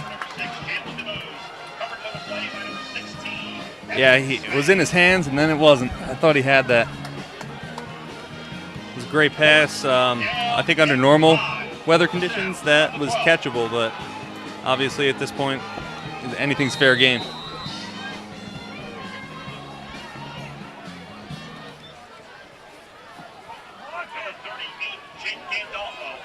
Jake Gandolfo set to take it from the left hash. The kick is up, end over end spin through the uprights and good. It is 7-6, and LaSalle has cut it to 1. Beautiful kick there. Again, under these conditions, the wind's starting to pick up. Can't tell from the flags because they're drenched, but yeah, that was that's an impressive kick, especially under these weather conditions. You can definitely feel in the tent, that the wind is starting to pick up. Why? Because the back cover blew off? That might have been my fault. That's quite all right.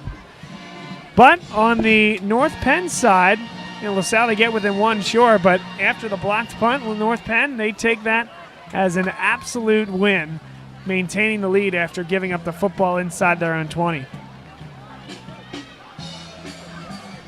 I think as this, again, I said this on the last offensive drive, as the night wears on, football, this game's going to get sloppier and sloppier. There's going to be more, what seems like mistakes to us, but just issues caused by the field. I think we'll see more slipping, more turnovers, and I think it'll make for some exciting football. 21-plus minutes in regulation. Gandolfo will kick it deep. This one's a squibber, and they just fall on the football at their own 22-yard line. So a nice job by LaSalle to pin back North Penn. And the defense will come out and try to get a 3-and-out once again. LaSalle starting to feel some momentum. You see the guys starting to react over there on the sideline and starting to fly around defensively. And in the sport of football, momentum is so important. LaSalle needs to continue pounding away in order to keep that going.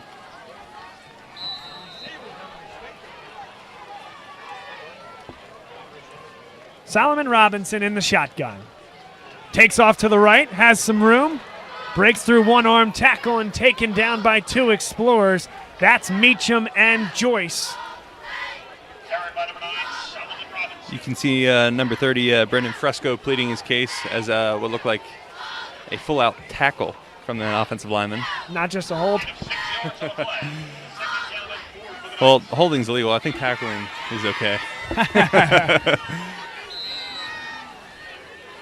8:36 to play, third quarter. LaSalle trailing by just one. North Penn with the football, driving in their own end of the field. And they give it on a misdirection. LaSalle stays with it well. Dylan Trainer. That's my first, hopefully last slip up there. Yeah, that was a just short of the first down. That would have been, I think, going for at least another 10 yards had not Dylan Trainer picked up that tackle. It was a real heads-up play by him. Trainer coming in, maintaining that Trainer legacy in the linebacking core. Liam did such a great job. Now Dylan is one of those guys who is going to be a key for this team, and as just a junior at 6 foot, 210 pounds, already a leader on this team, a guy that LaSalle will count on not just this year but next year as well. Those are some good dimensions for a high school linebacker. Yes, indeed. Exactly what you're looking for. Here's the measurement, and it's a first down by a half a football. I'm surprised they did not break out the flashcards. I don't know if anybody caught that last year when the Raiders-Cowboys game when they couldn't decide if the football was over the line, so they pulled out a flashcard. Isn't that something else? Yeah, it was quite the controversial way to decide a first down, but well, those flashcards are probably a little bit soggy, so they don't. The structural integrity has been compromised. And as I've seen, half a football, I don't think you need any sort of measuring device. Another good point. Yeah, definitely don't need the flashcards. So North Penn gets much needed first down, starts to move down the field. I believe that was in 2 plays. First down and 10, 33-yard line. North Penn in the I formation, 2 tight ends.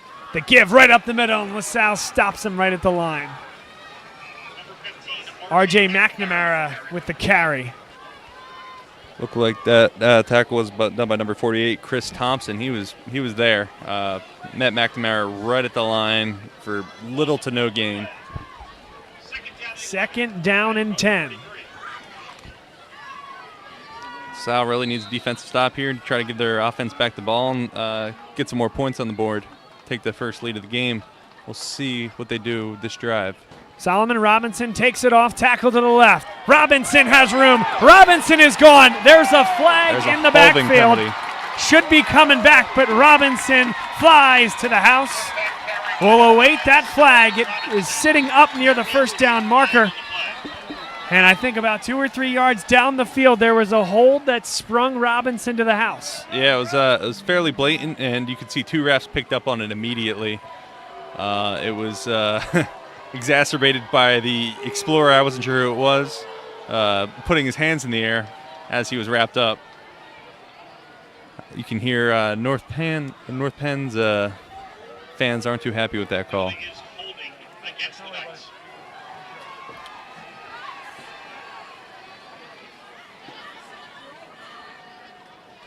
However, and I know that's what sprung him, but you see just a glimpse of what Solomon Robinson can do when he gets out in the open field. That's why it's so important to contain a guy like that inside the hash marks. Yeah, that was scary. If I was a slow defensive lineman and saw him out in the open field, I would... You were never a slow defensive lineman. No way. No.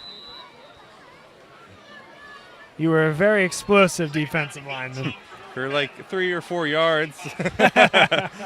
After he hit that 30 yards, maybe not so explosive. 7:29 to play. It's second down and 18 from the 25-yard line. Robinson, empty backfield. Robinson throws over the middle, and it's intercepted. Zaire McLaren, and he lost the football. LaSalle's right back on it. Caught it for long enough, then fumbled it, and Brendan Fresco came down on it.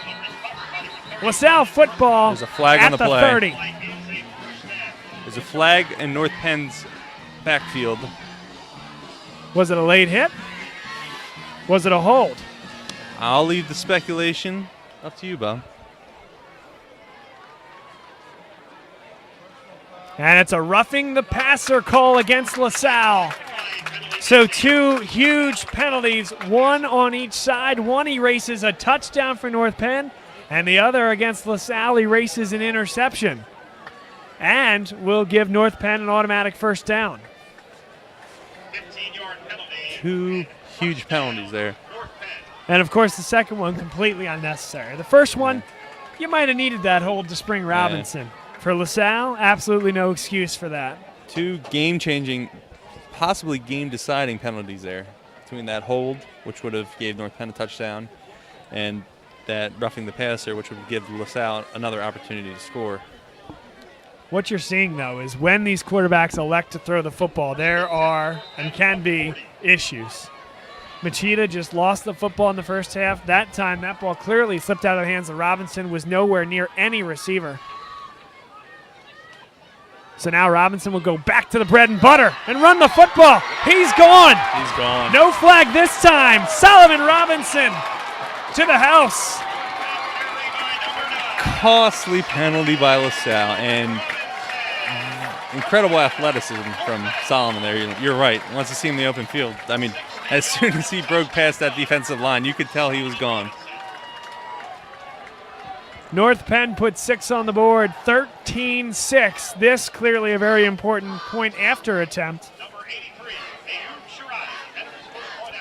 Now, we remember the first time Ayub Sharadi came out here to take an extra point. LaSalle got a block, but not quite enough. It snuck right over the front bar to give North Penn a 7-0 lead at the time. That one looks a lot better. Extra point is good. North Penn leads 14-6 with 6:58 to play in the third quarter. I think whoever caused that roughing the passer penalty is going to get an earful when they're watching film later this week. You speak from experience knowing some of this coaching staff? Maybe a little bit. I know head coach John Steinmetz does not let that fly, and there might be some sprinting involved because of it. So now the LaSalle offense will get another opportunity. Now trailing by 8 points, still a 1-possession game. A touchdown and 2-point conversion would allow LaSalle to tie the game. Rain still steadily falling. Not looking to let up anytime soon. Number 10, Luke Hardy, back deep for the Explorers. Luke Hardy, the lone deep man. Sean Daly is on the near side, about the 20-yard line. We'll see whether they squib one here. No, they kick it long. That might go out of bounds, which will allow LaSalle to get good field position off the illegal procedure. And as LaSalle, the offense comes back onto the field, another look at the offense that LaSalle is running out there. Jack Machida, Liam Tatlingari at the fullback position. Jalen DeVos has been the runner for the vast majority of the snaps here tonight. We've seen Timothy Barrett with a nice catch at the tight end position.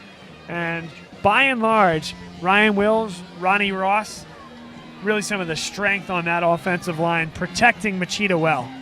Yeah, I'm interested to see who comes out here, Machida or Daly, whether they start off in the Wildcat or stick to their base offense with Machida. Like I was saying, passing isn't as viable. It's been mostly a running game tonight, and I expect to see more of that. So I wouldn't be surprised to see Daly out here. And then on the North Penn Knights defensive side, Eric Rowe, Noah Fox, Julian White, R.J. McNamara. I think the strength of this North Penn team. Andy Cole at the free safety position had 2 interceptions last week, but just not many balls thrown in the air for him to go ball hawk. Here's Machida dropping straight back, throws over the top, has a man, and it's Luke Hardy into Knight territory inside the 40. It looked like they could do that in their sleep. That was a great quarterback to wide receiver connection there. And really just a simple route. That's just a go route from the slot from your star receiver, and nobody from the Knights picked him up. You could see Machida almost fumbled the ball on that snap, but was able to get it off for a beautiful pass and a large gain. After the 26-yard gain, it's 1st and 10 for LaSalle inside the 40 of North Penn, and it's picked up by Daly. Can he get rid of it? He elects not to and loses a boatload That'll be a loss of 13 yards back inside LaSalle territory on their half of midfield. I couldn't tell if that was a pass play or not. They might have had linemen downfield, so they couldn't get rid of the ball like that. But help me out there, though. If he's out of the pocket and just throws it away, is that still illegal? I don't know that. I didn't see where the offensive linemen were lined up, if it was a run or a pass play. I assumed it was a run since Daly was in, but I think that he could have gotten rid of that one without penalty. But again, he's not used to throwing the ball, and that's tough. So now they call it a 15-yard loss. Machida steps back. Good throw over the middle. Khalil Diarra bounces off one tackler. Up near the original line of scrimmage, they get 15 back. still 3rd and long, but wow, that's some perseverance there. Bounced off one defender and went through 3 more for another few extra yards. But you could still see that ball bouncing around with how slippery it is. Khalil Diarra comes in 6'6". He is a big body. First man off the bench for the basketball team last year, and shows that he's got some big-time skills as a football player as well. 3rd and 10. I think 4 down territory here. They're going to try to get some of this back. Machida takes off with it himself. Machida gets to the line. First down, LaSalle. Wow. Great run there by Machida. I don't have anything else to say there. That was great recognition, realizing that he had the opportunity to run for the first down, and he made it. And pulled it just at the right time. Yeah. It's only his 2nd game. At times, I think, the feet have started going in the pocket a little bit early. That time, he kept his head upfield the whole time, understood when the pressure was coming, and then flipped the switch, took off running, and found the seam. Really nice from the junior quarterback. Great 2 downs. They really went from 2nd and very long to 3rd and long to a first down. And they continue to drive. 4 minutes, 30 seconds to play in the 3rd quarter. Clock ticks. Now they give it on the jet sweep. Cutting inside is Daly and leveled. Number 17, Nate Brown, wraps up. Great tackle by Nate Brown. He recognized Daly was in, knew where the ball was going, and let his body do the rest. Under 4 minutes to play in the 3rd. LaSalle in the shotgun formation. Keep an eye on Diarra on the near side of your screen. The safety help is on the other side. One-on-one there. They go right to Diarra, and there's some miscommunication. And perhaps a little bit of a unnecessary hit from Kaleem Corbin, but I think trying to send a message, and I think the DC over there for North Penn said, hey, cut that one out. Yeah, that one just seemed like it sailed from the hands of Machida and just didn't find its place into the wide receiver's hands. So, well, I don't know what you saw, but I thought that Diarra was running a curl, and Machida was throwing as if it was a fade. That's why I put a little bit of air on it. Could be. And I think it was just miscommunication there between quarterback and receiver. Lineman, Bob, I don't know these terms.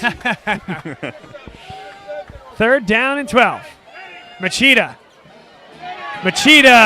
is sacked. Might have been knocked out of 4th down territory as well there. And that time it's DJ Fisher coming from the linebacking core, rushing the passer and getting Machida. You can see they're bringing their punting team. Again, if they didn't take a loss there, that might have been 4 down territory. But yep, I agree, and I think this is the right call. Agreed. From this yardage, pin him back and go get a stop, but of course that hurts. Punt formation here. And a high hanger that time from Gandolfo. A good hop for the Explorers. Can they get there? And they do. Covered up at the 1-yard line. And LaSalle defensively will have an opportunity to rush with North Penn in the shadow of their own goalposts. That's a great punt. You can't, as defense coming in, you can't ask for better field position. No, you can't. I would agree. So 3 minutes exactly remaining here in the 3rd quarter. 14-6, North Penn leads.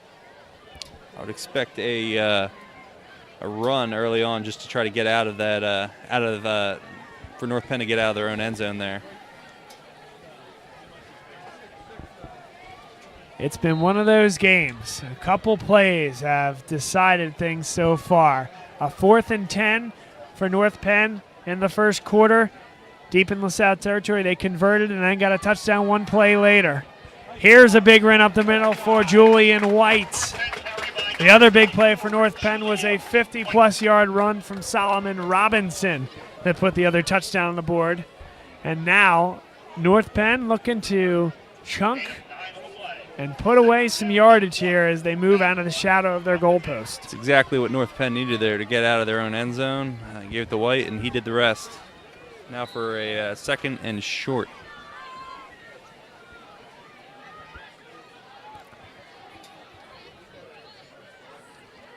Here is the give. This is Nate Brown. Brown gets up to the line to gain. It'll be close. Perhaps a half-yard short. They're going to bring out the chains. Yeah, it looks rather close. It was a difficult angle from up here to see what exactly happened, but it's going to be a close one. So you saw Nate Brown with the big hit on Sean Daly on the other side of the football, now coming in and running the football. Haven't seen much of that from him. Listed as a wide receiver and a linebacker. Here's the measurement. They extend that chain. It's very close and enough for a first down. Just barely. I'd say this time maybe it was like a 5th of a football instead of half. We're talking in terms of football measurements. Yes, yes indeed.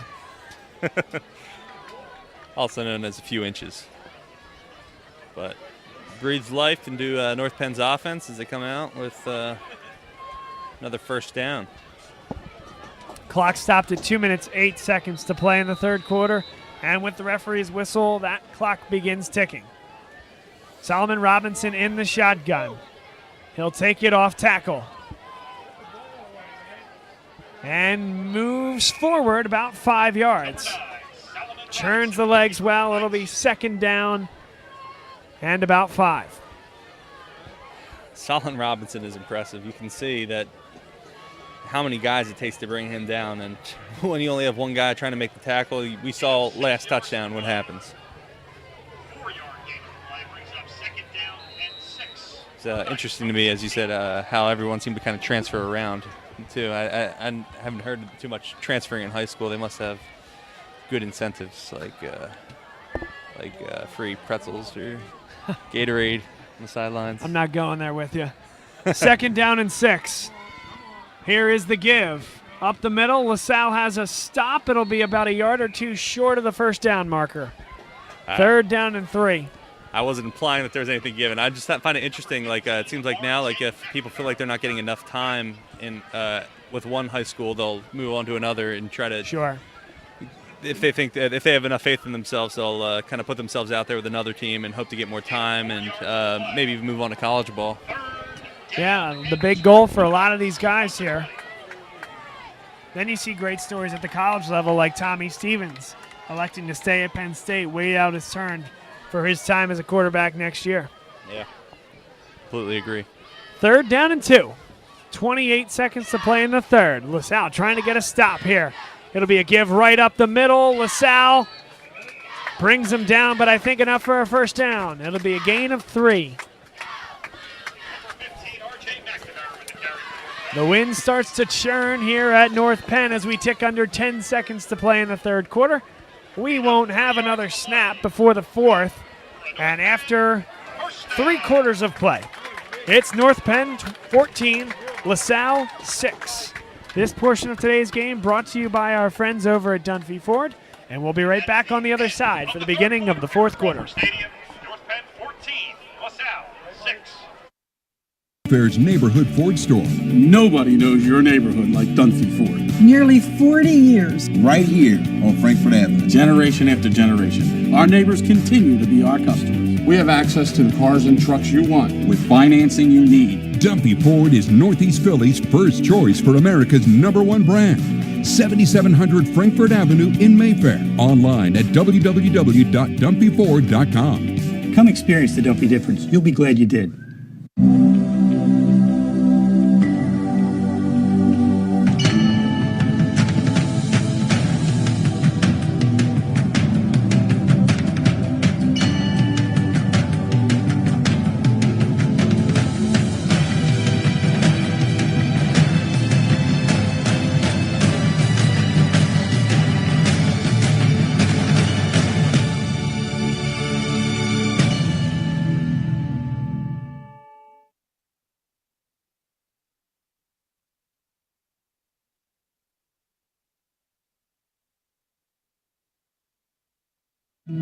What does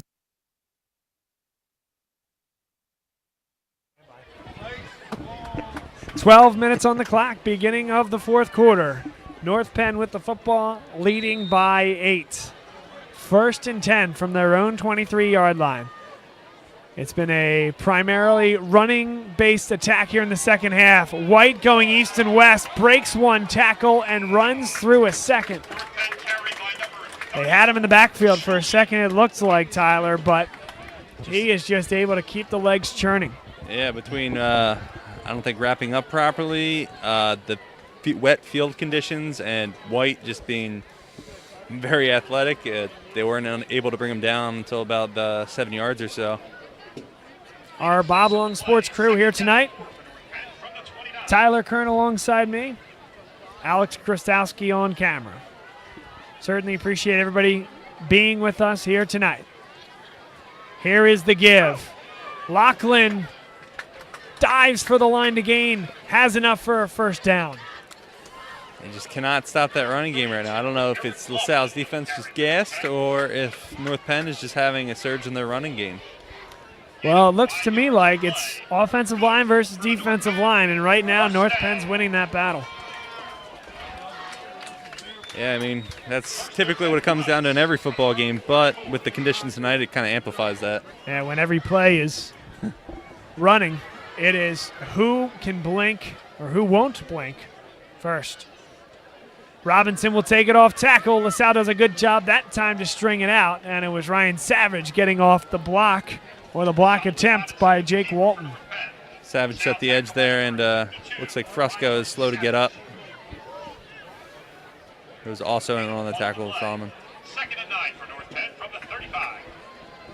It seems as if North Penn has been dominating this second half besides the turnover that led to the field goal. However, LaSalle is still just one possession away. Need a stop here defensively. North Penn looking to continue to milk this clock and take it methodically down the field here at home.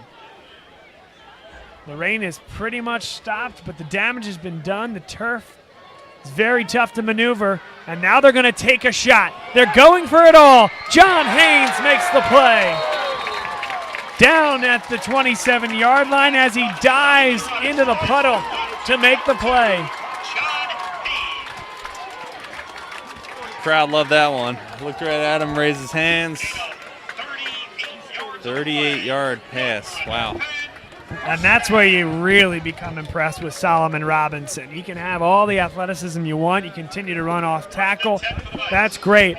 But the realization both from Robinson and the North Penn coaching staff that safety continued to creep in and creep in and creep in to the point where LaSalle was not even expecting an over-the-top ball. And that's when you send the receiver deep, the speedster Haynes. That is tremendous football IQ. The give to the outside, breaking a tackle is Lachlan. No, that's R.J. McNamara getting enough for a first down, and the train is rolling for the Knights.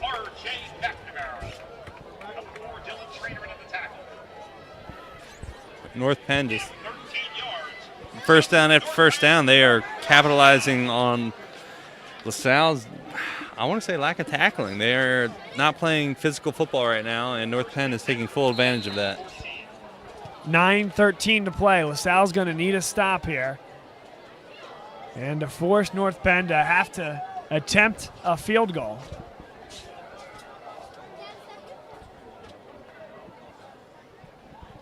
The give is to Julian White. Busts through into the end zone. Touchdown, North Penn. Julian White from 15 yards out. White hopped in there on 1 foot, carrying 2 guys behind him. That is impressive. He blew his way through that line front and then hopped his way to the touchdown.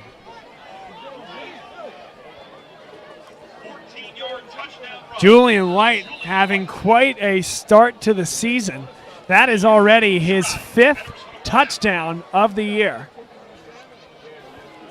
and his 5th in his last 6 quarters of play. He didn't get on the board until the second half of the first game against the Chamonix. 3 in that game, 2 in this game, and North Penn with a converted extra point now leads 21-6 over the Road Explorers.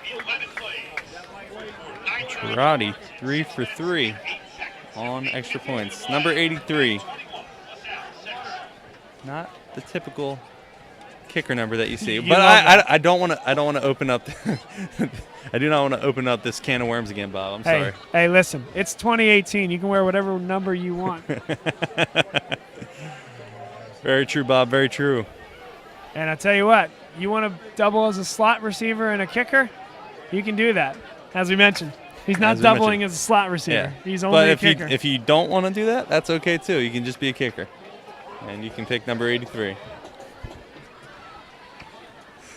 See, this is why I bring you on. This is stuff I wouldn't do otherwise. I wouldn't think about. It's a good thing, Tyler. I appreciate it. I'm glad I bring that out in you, Bob. As I mentioned, this is class of 2012 graduate Tyler Kern next to me. Pride of the defensive line during his time at LaSalle and a 2009 state champion. Here's Luke Hardy getting to the outside, sealed up there and nudged out of bounds just beyond the 40. LaSalle will have 8 minutes and 41 seconds left to get after this one, down by 2 scores. Yeah, like you were saying, the rain's starting to slow down. Maybe it makes the pass game a little more viable, but LaSalle needs to start moving that football. There is plenty of time. They have all 3 timeouts, but they cannot do a 3-and-out here. Let North Penn run down that time. In order to stay in this football game, LaSalle needs to score now.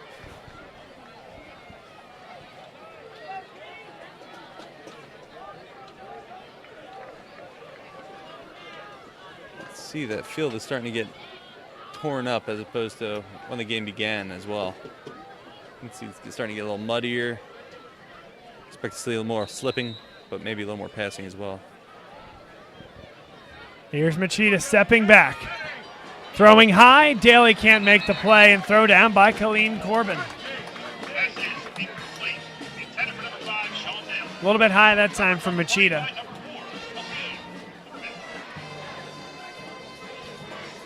It's like LaSalle offensive lineman number 71, Matthew Roch. He looked like he's hurting there after that play. Maybe took a stinger. Second down and 10. Machida in the shotgun. One safety deep, a lot of help on the near side here for North Penn defensively. Good throw to the outside, and stepping out of bounds is Khalil Diarra, a yard or 2 short of the first down marker. You can see they're starting to open up that passing game. It's getting a little drier out there. You need to. Yeah. Time is not with them right now. You need 2 scores. And with how this game's been going, they really need to start moving down the field more quickly. They mark it at 3rd and 3, need just beyond the midfield stripe for a first down. Machida once again in the shotgun, Tatlingari to his left. Quick drop, throws, catch made by Luke Hardy. And then there's a late hit coming into the backfield, it looks like, as well. There's a flag right at the feet of a taken down Machida. Possibly roughing the passer there. That's what it looked like to me. We'll see what the refs have to say. But great pass, great catch. Not much else to say. And there it is. Targeting the head of Machida per the head referee. It'll be that first down yardage plus 15. That's added on to that catch. Yes, indeed. Wow. So we'll take it all the way down to just shy of the 30-yard line. LaSalle in good territory. And still a lot of time here, Tyler. 8.5 minutes. Yeah. Still in the early goings of this fourth quarter. That clock has been winding down all game, it feels like. And suddenly it just slowed down. Explorers are moving down the field pretty easily. They need to take what they have here, though, and keep it going.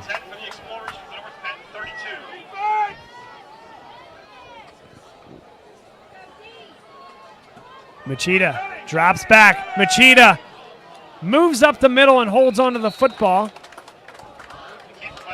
He was toast if he didn't step up. Julian White had a beat on him, and he realized it well coming from his blind slide and snuck up for a gain of 1. I didn't realize that White played both ways, so it's one thing to bring the bruising, it's another thing to bring the bruising. He's That's tough playing both ways, Bob. It's a lot of work and it takes quite the athlete to do that. 2nd down and 9. Machida takes the shotgun snap. Machida throws over the middle, has a man. Taken down is Luke Hardy.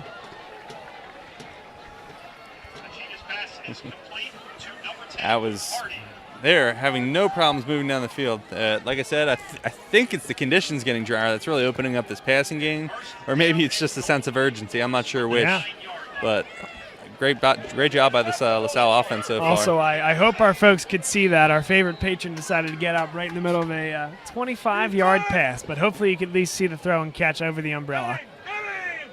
Now a crossing pattern, Diarra to the house. Touchdown, Machida to Diarra, and LaSalle is right back in it. It's 21-12 with 7:13 to play in the 4th. It's a football game. What do you think, Bob? Good, they go for 2 or they go for the kick now and decide later? I think you're kicking it right now. Yeah, that was... There's a look at Diarra right there going to the sideline, just towering over the guys, and that time had to reach out in front of him a little bit. The long arms brought it in and galloped into the it was a little end low zone. there. Yes. I mean, great pass by Machida there. Gandolfo, the kick is up and straight through the uprights. LaSalle cuts that lead back down to 1 possession. And they're right there in it. 21 for North Penn, 13 for LaSalle. Still plenty of time left. We'll see.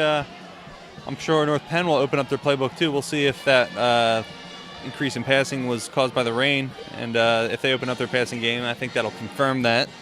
We'll see what they can do. LaSalle needs a 3 and out, and North Penn needs to wind down the clock, so we'll see. There's some good sportsmanship going down on the sideline. North Penn there. Captured by the one and only Alex Krastowski.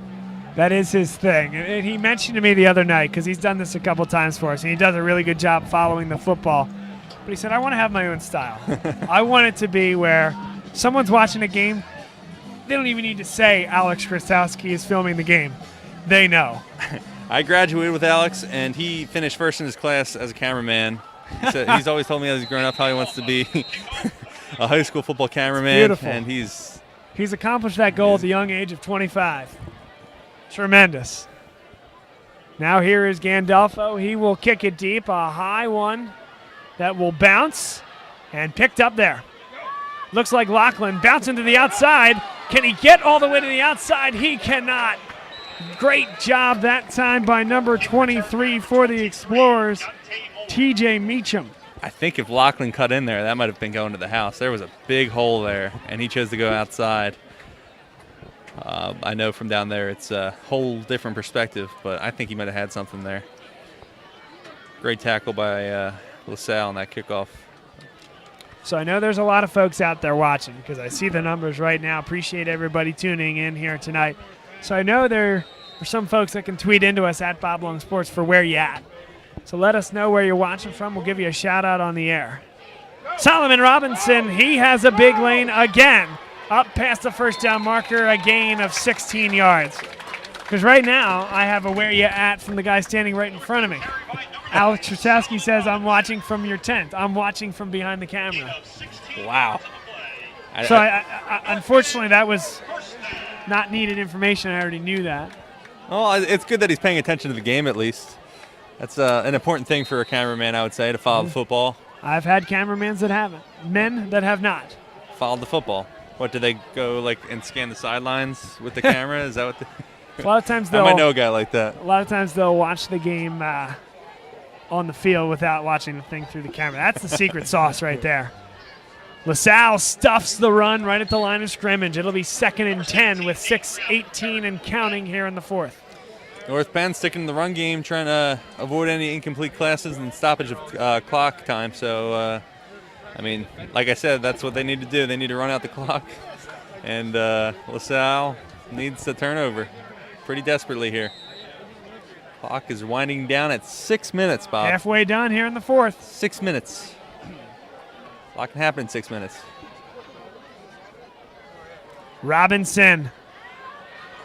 Makes one-man miss, and it should be coming back as a flag comes out, but he spins up past the 45-yard line.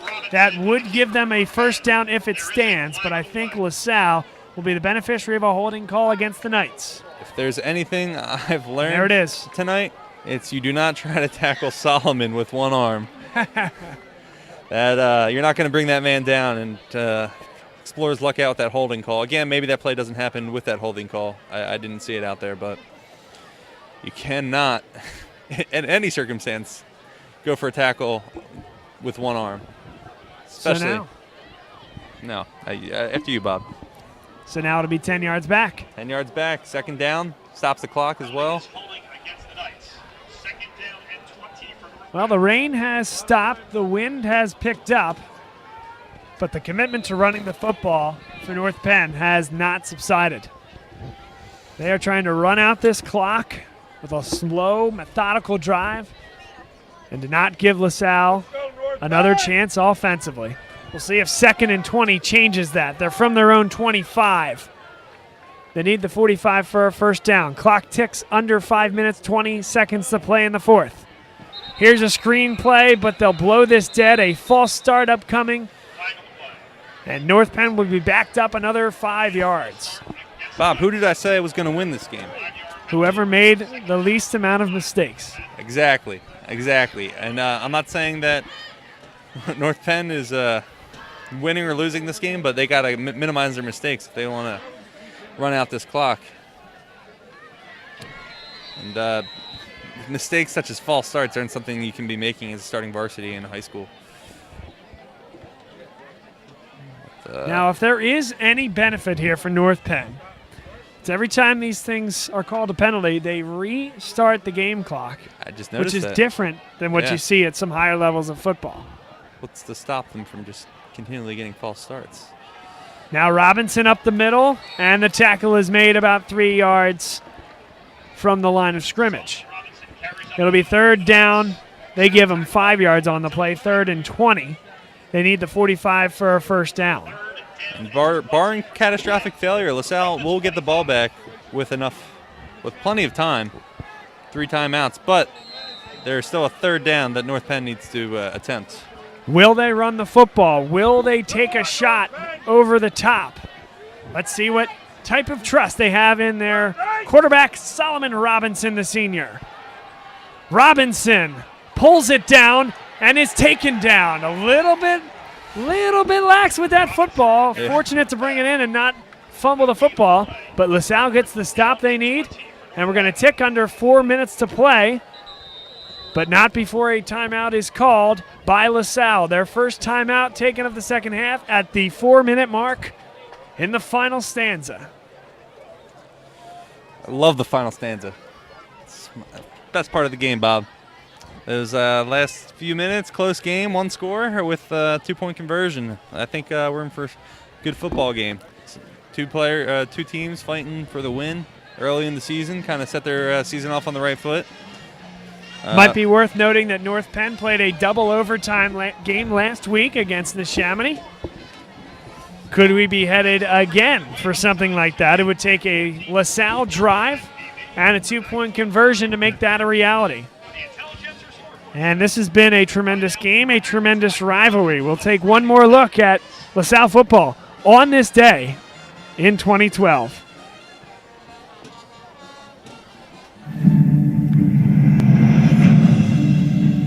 On this day in 2012, LaSalle opened their season with North Penn. Senior quarterback Chris Kane threw 2 touchdown passes to sophomore Jimmy Herron and an 80-yard touchdown pass to senior Sean Coleman. The Explorers defeated the North Penn Knights 20-7 on this day in 2012.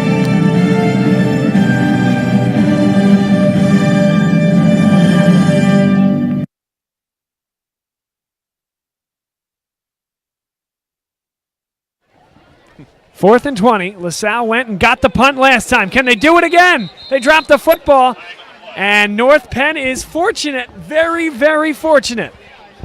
False start. It's a dead ball foul. Wow. Otherwise, that football was dropped, and LaSalle was going to get it inside the North Penn 20-yard line. Yeah, that's Whoo, man. Odd to say, but unfortunate penalty North Penn has for LaSalle. I guess we'll see. Special teams is kind of that X factor tonight. I'm interested to see how it goes this play. This looks like a safer here, and Daly is back deep. It's a good kick. Catches it at the 40. Has room to the outside. And a clip from the back, a really unnecessary block in the back by the Explorers. Daly was already past it, and they're going to back up the Explorers another 10 yards. Costly mistakes. 3 minutes, 47 seconds left. You need every yard you can get. Abdul Carter, it looks like, number 22. Like you said, you already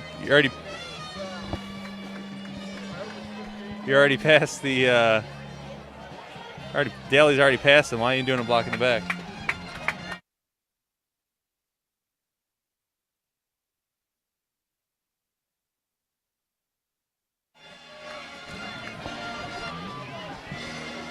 So they'll back up LaSalle. And they'll have 3 minutes and 47 seconds to drive it down the field against this North Penn defense. R.J. McNamara trying to pump up the crowd, as is Kaleem Corbin. 60 yards to go for LaSalle. 2 timeouts to their name. Shotgun formation. In motion comes DeVos.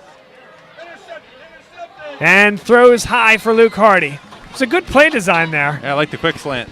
But, and I think bringing DeVos in motion was intelligent too, trying to take a corner to the other side and create a one-on-one matchup. Yeah, unfortunately, like we said, it's a little high. Got to bring that down next play, and we'll see what the Explorers can do on second down. 3:43 to play, second down and 10 for LaSalle.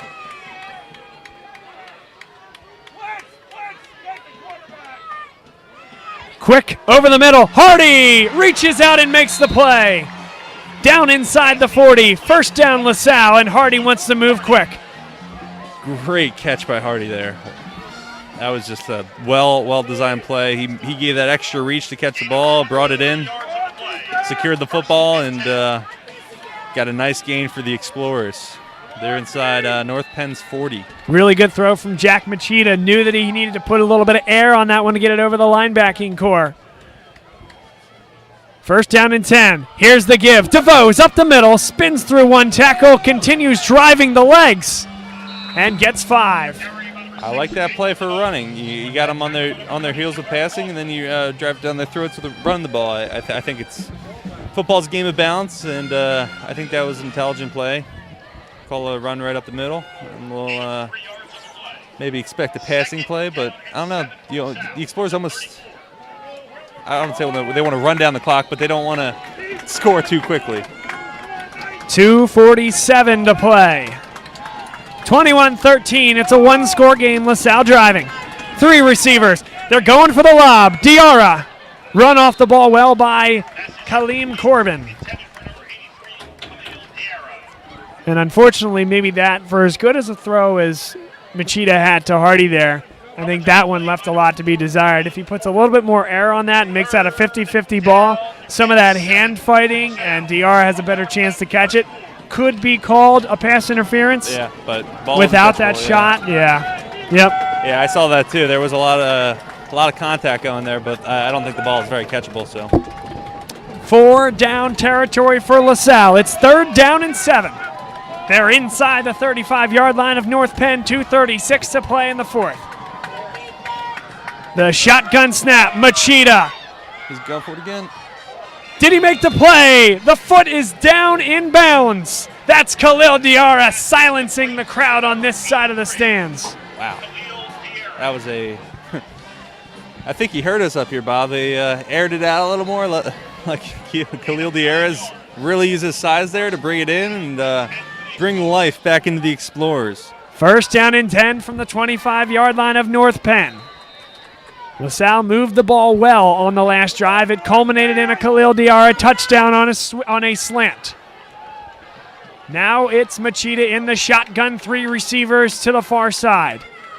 Machida goes right back. Diarra hand fighting, can't make the play. They're going right at Kaleem Corbin. That time, Corbin might have done just enough to make it difficult for Diarra to make that play. Yeah, I thought he was tackled before, but again, that's a tough call. It was just enough, as you would say. Second down and 2 minutes and 25 seconds to go. Still plenty of time. I think we'll call it crunch time now. Yes, sir. Time for LaSalle to go down and score. Now, how do they manage this clock? That's the other question. Empty set. Machida has room to run, instead throws it, and it was out beyond the outstretched reach of Jalen DeVos. 3rd and 10. It's going to be a close one, Bob. 3rd and long. This kind of situation in the game, LaSalle needs to make a play. North Penn needs to stop. We'll see which team rises to the occasion. What do you think of a delay draw right here? 4 down territory. Pick up half to maybe more. Catch them off guard. I don't think that's going to happen. Minus the empty backfield. I think it's going to Khalil. He's looking there. Through the arms of Jalen DeVos. It'll be 4th down and 10. So, one more call here for Machida. Having the discussion with Joe Wade. See what Joe Wade pulls out of his pocket. See longtime coach there, Coach Dean as well. Fun fact, he wears shorts to every game, no matter the temperature. That is a fun fact. Yes, it is. 2:15 to play. LaSalle needs a first down here. They'll need a touchdown and a 2-point conversion to tie this one, but for right now, 11 yards will do. 4 wide receiver set. Machida avoids one. Machida throws it deep into traffic, intercepted. And a lot of room to run along the sideline, taken out of bounds. You could tell when that left Machida's hand, he did not plant his foot, and that was a wild throw. Again, the interception's not as big of a deal because North Penn gets the ball exactly or a little further down from where they would have gotten it. And so, but that 2 minutes to go, 2 timeouts. LaSalle needs a defensive stop. North Penn needs to finish what they started. It was Eric Lachlan intercepting the pass. As you mentioned, Tyler, 2 timeouts for LaSalle. They can stop it immediately twice. If they get 3 stops on running plays, North Penn can probably get the clock down to about 1:10. Churning the legs up for about 5. LaSalle's going to need to burn a timeout immediately, and they do. 7 seconds come off the clock.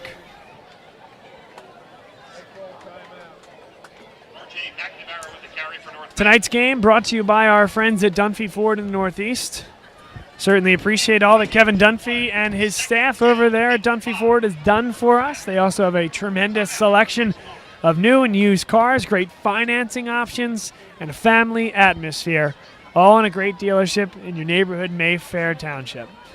Visit them at 7700 Frankfort Avenue in the Northeast or at dunphyford.com. So if you're North Penn, what do you do here? Do you take the chance at all? You run the ball. You run the ball. You run the ball. Maybe Solomon Robinson holds on to it. I think every run he's had has been a large gain tonight. I don't see this ball entering the air at all. By the way, just so our followers know, when Alex Krasowski said, I don't want people to have to say that Alex Krasowski is filming a game, they just need to know it by my style. That's what he's talking about. Finding the folks out in the area, but we are back to football here. Here's the give, Julian White. White is close. White is past the first down marker, and that should do it. LaSalle with just 1 timeout left will not have the opportunity to stop the clock enough. They'll burn it now. That's their last timeout taken. 1:46 to play. 3 kneels should do it for North Penn.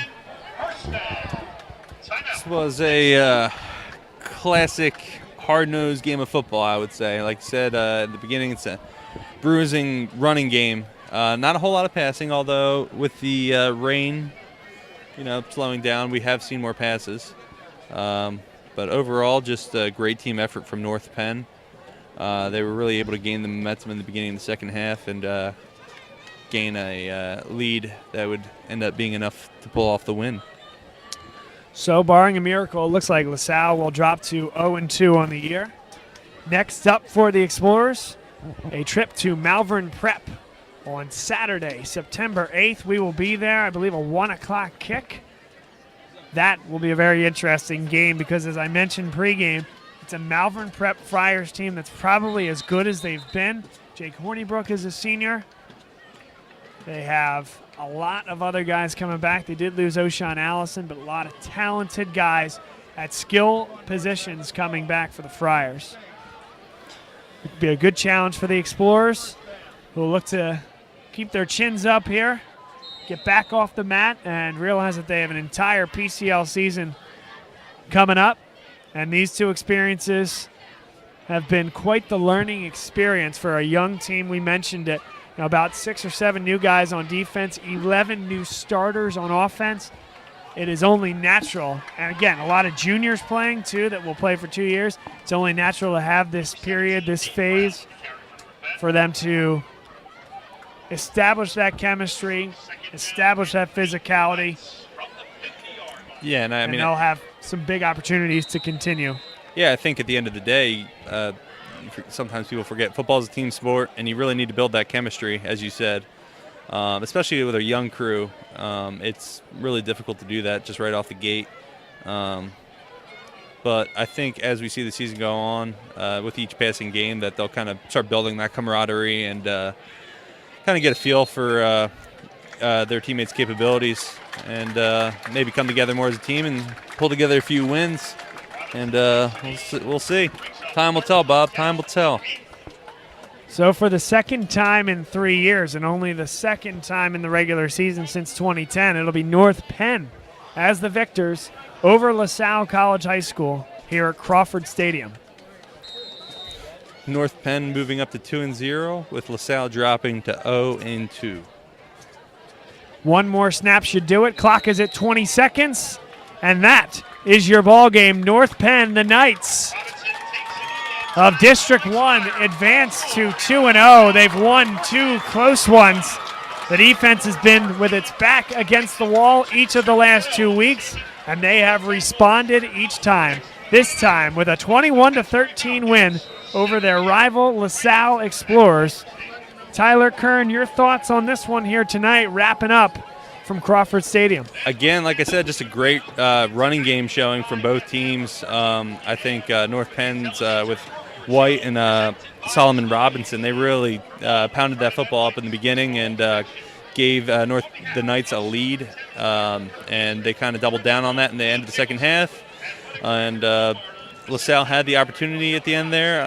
Unfortunately, they were stifled in that around their 20-yard line, and it would have taken a 2-point conversion and overtime. But overall, great showing by both LaSalle and North Penn, and I look forward to seeing LaSalle play next week against Malvern Prep.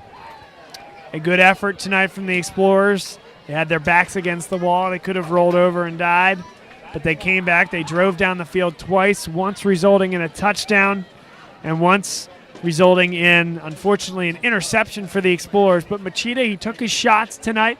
I think he hung in there pretty well for the vast majority of the time, and he's shown his ability to put some touch on the football. A junior quarterback who's continuing to develop and I think is doing a very, very nice job. But a loss for the Explorers tonight. They dropped to 0-2. It'll be a big opportunity next week against Malvern Prep. The Friars coming in with a whole lot of hype, and LaSalle is trying to stymie that progression and that momentum, trying to snag their first win of the year. The week after that, it'll be homecoming against the Haverford School, and then following that, it will be a game against arch rival St. Joseph's Prep. So things not easy, certainly, for the Explorers, but they're fighting through this season, and I thought a very valiant effort tonight. Now the alma mater being played on the far side of the field. We'll tune you up for that.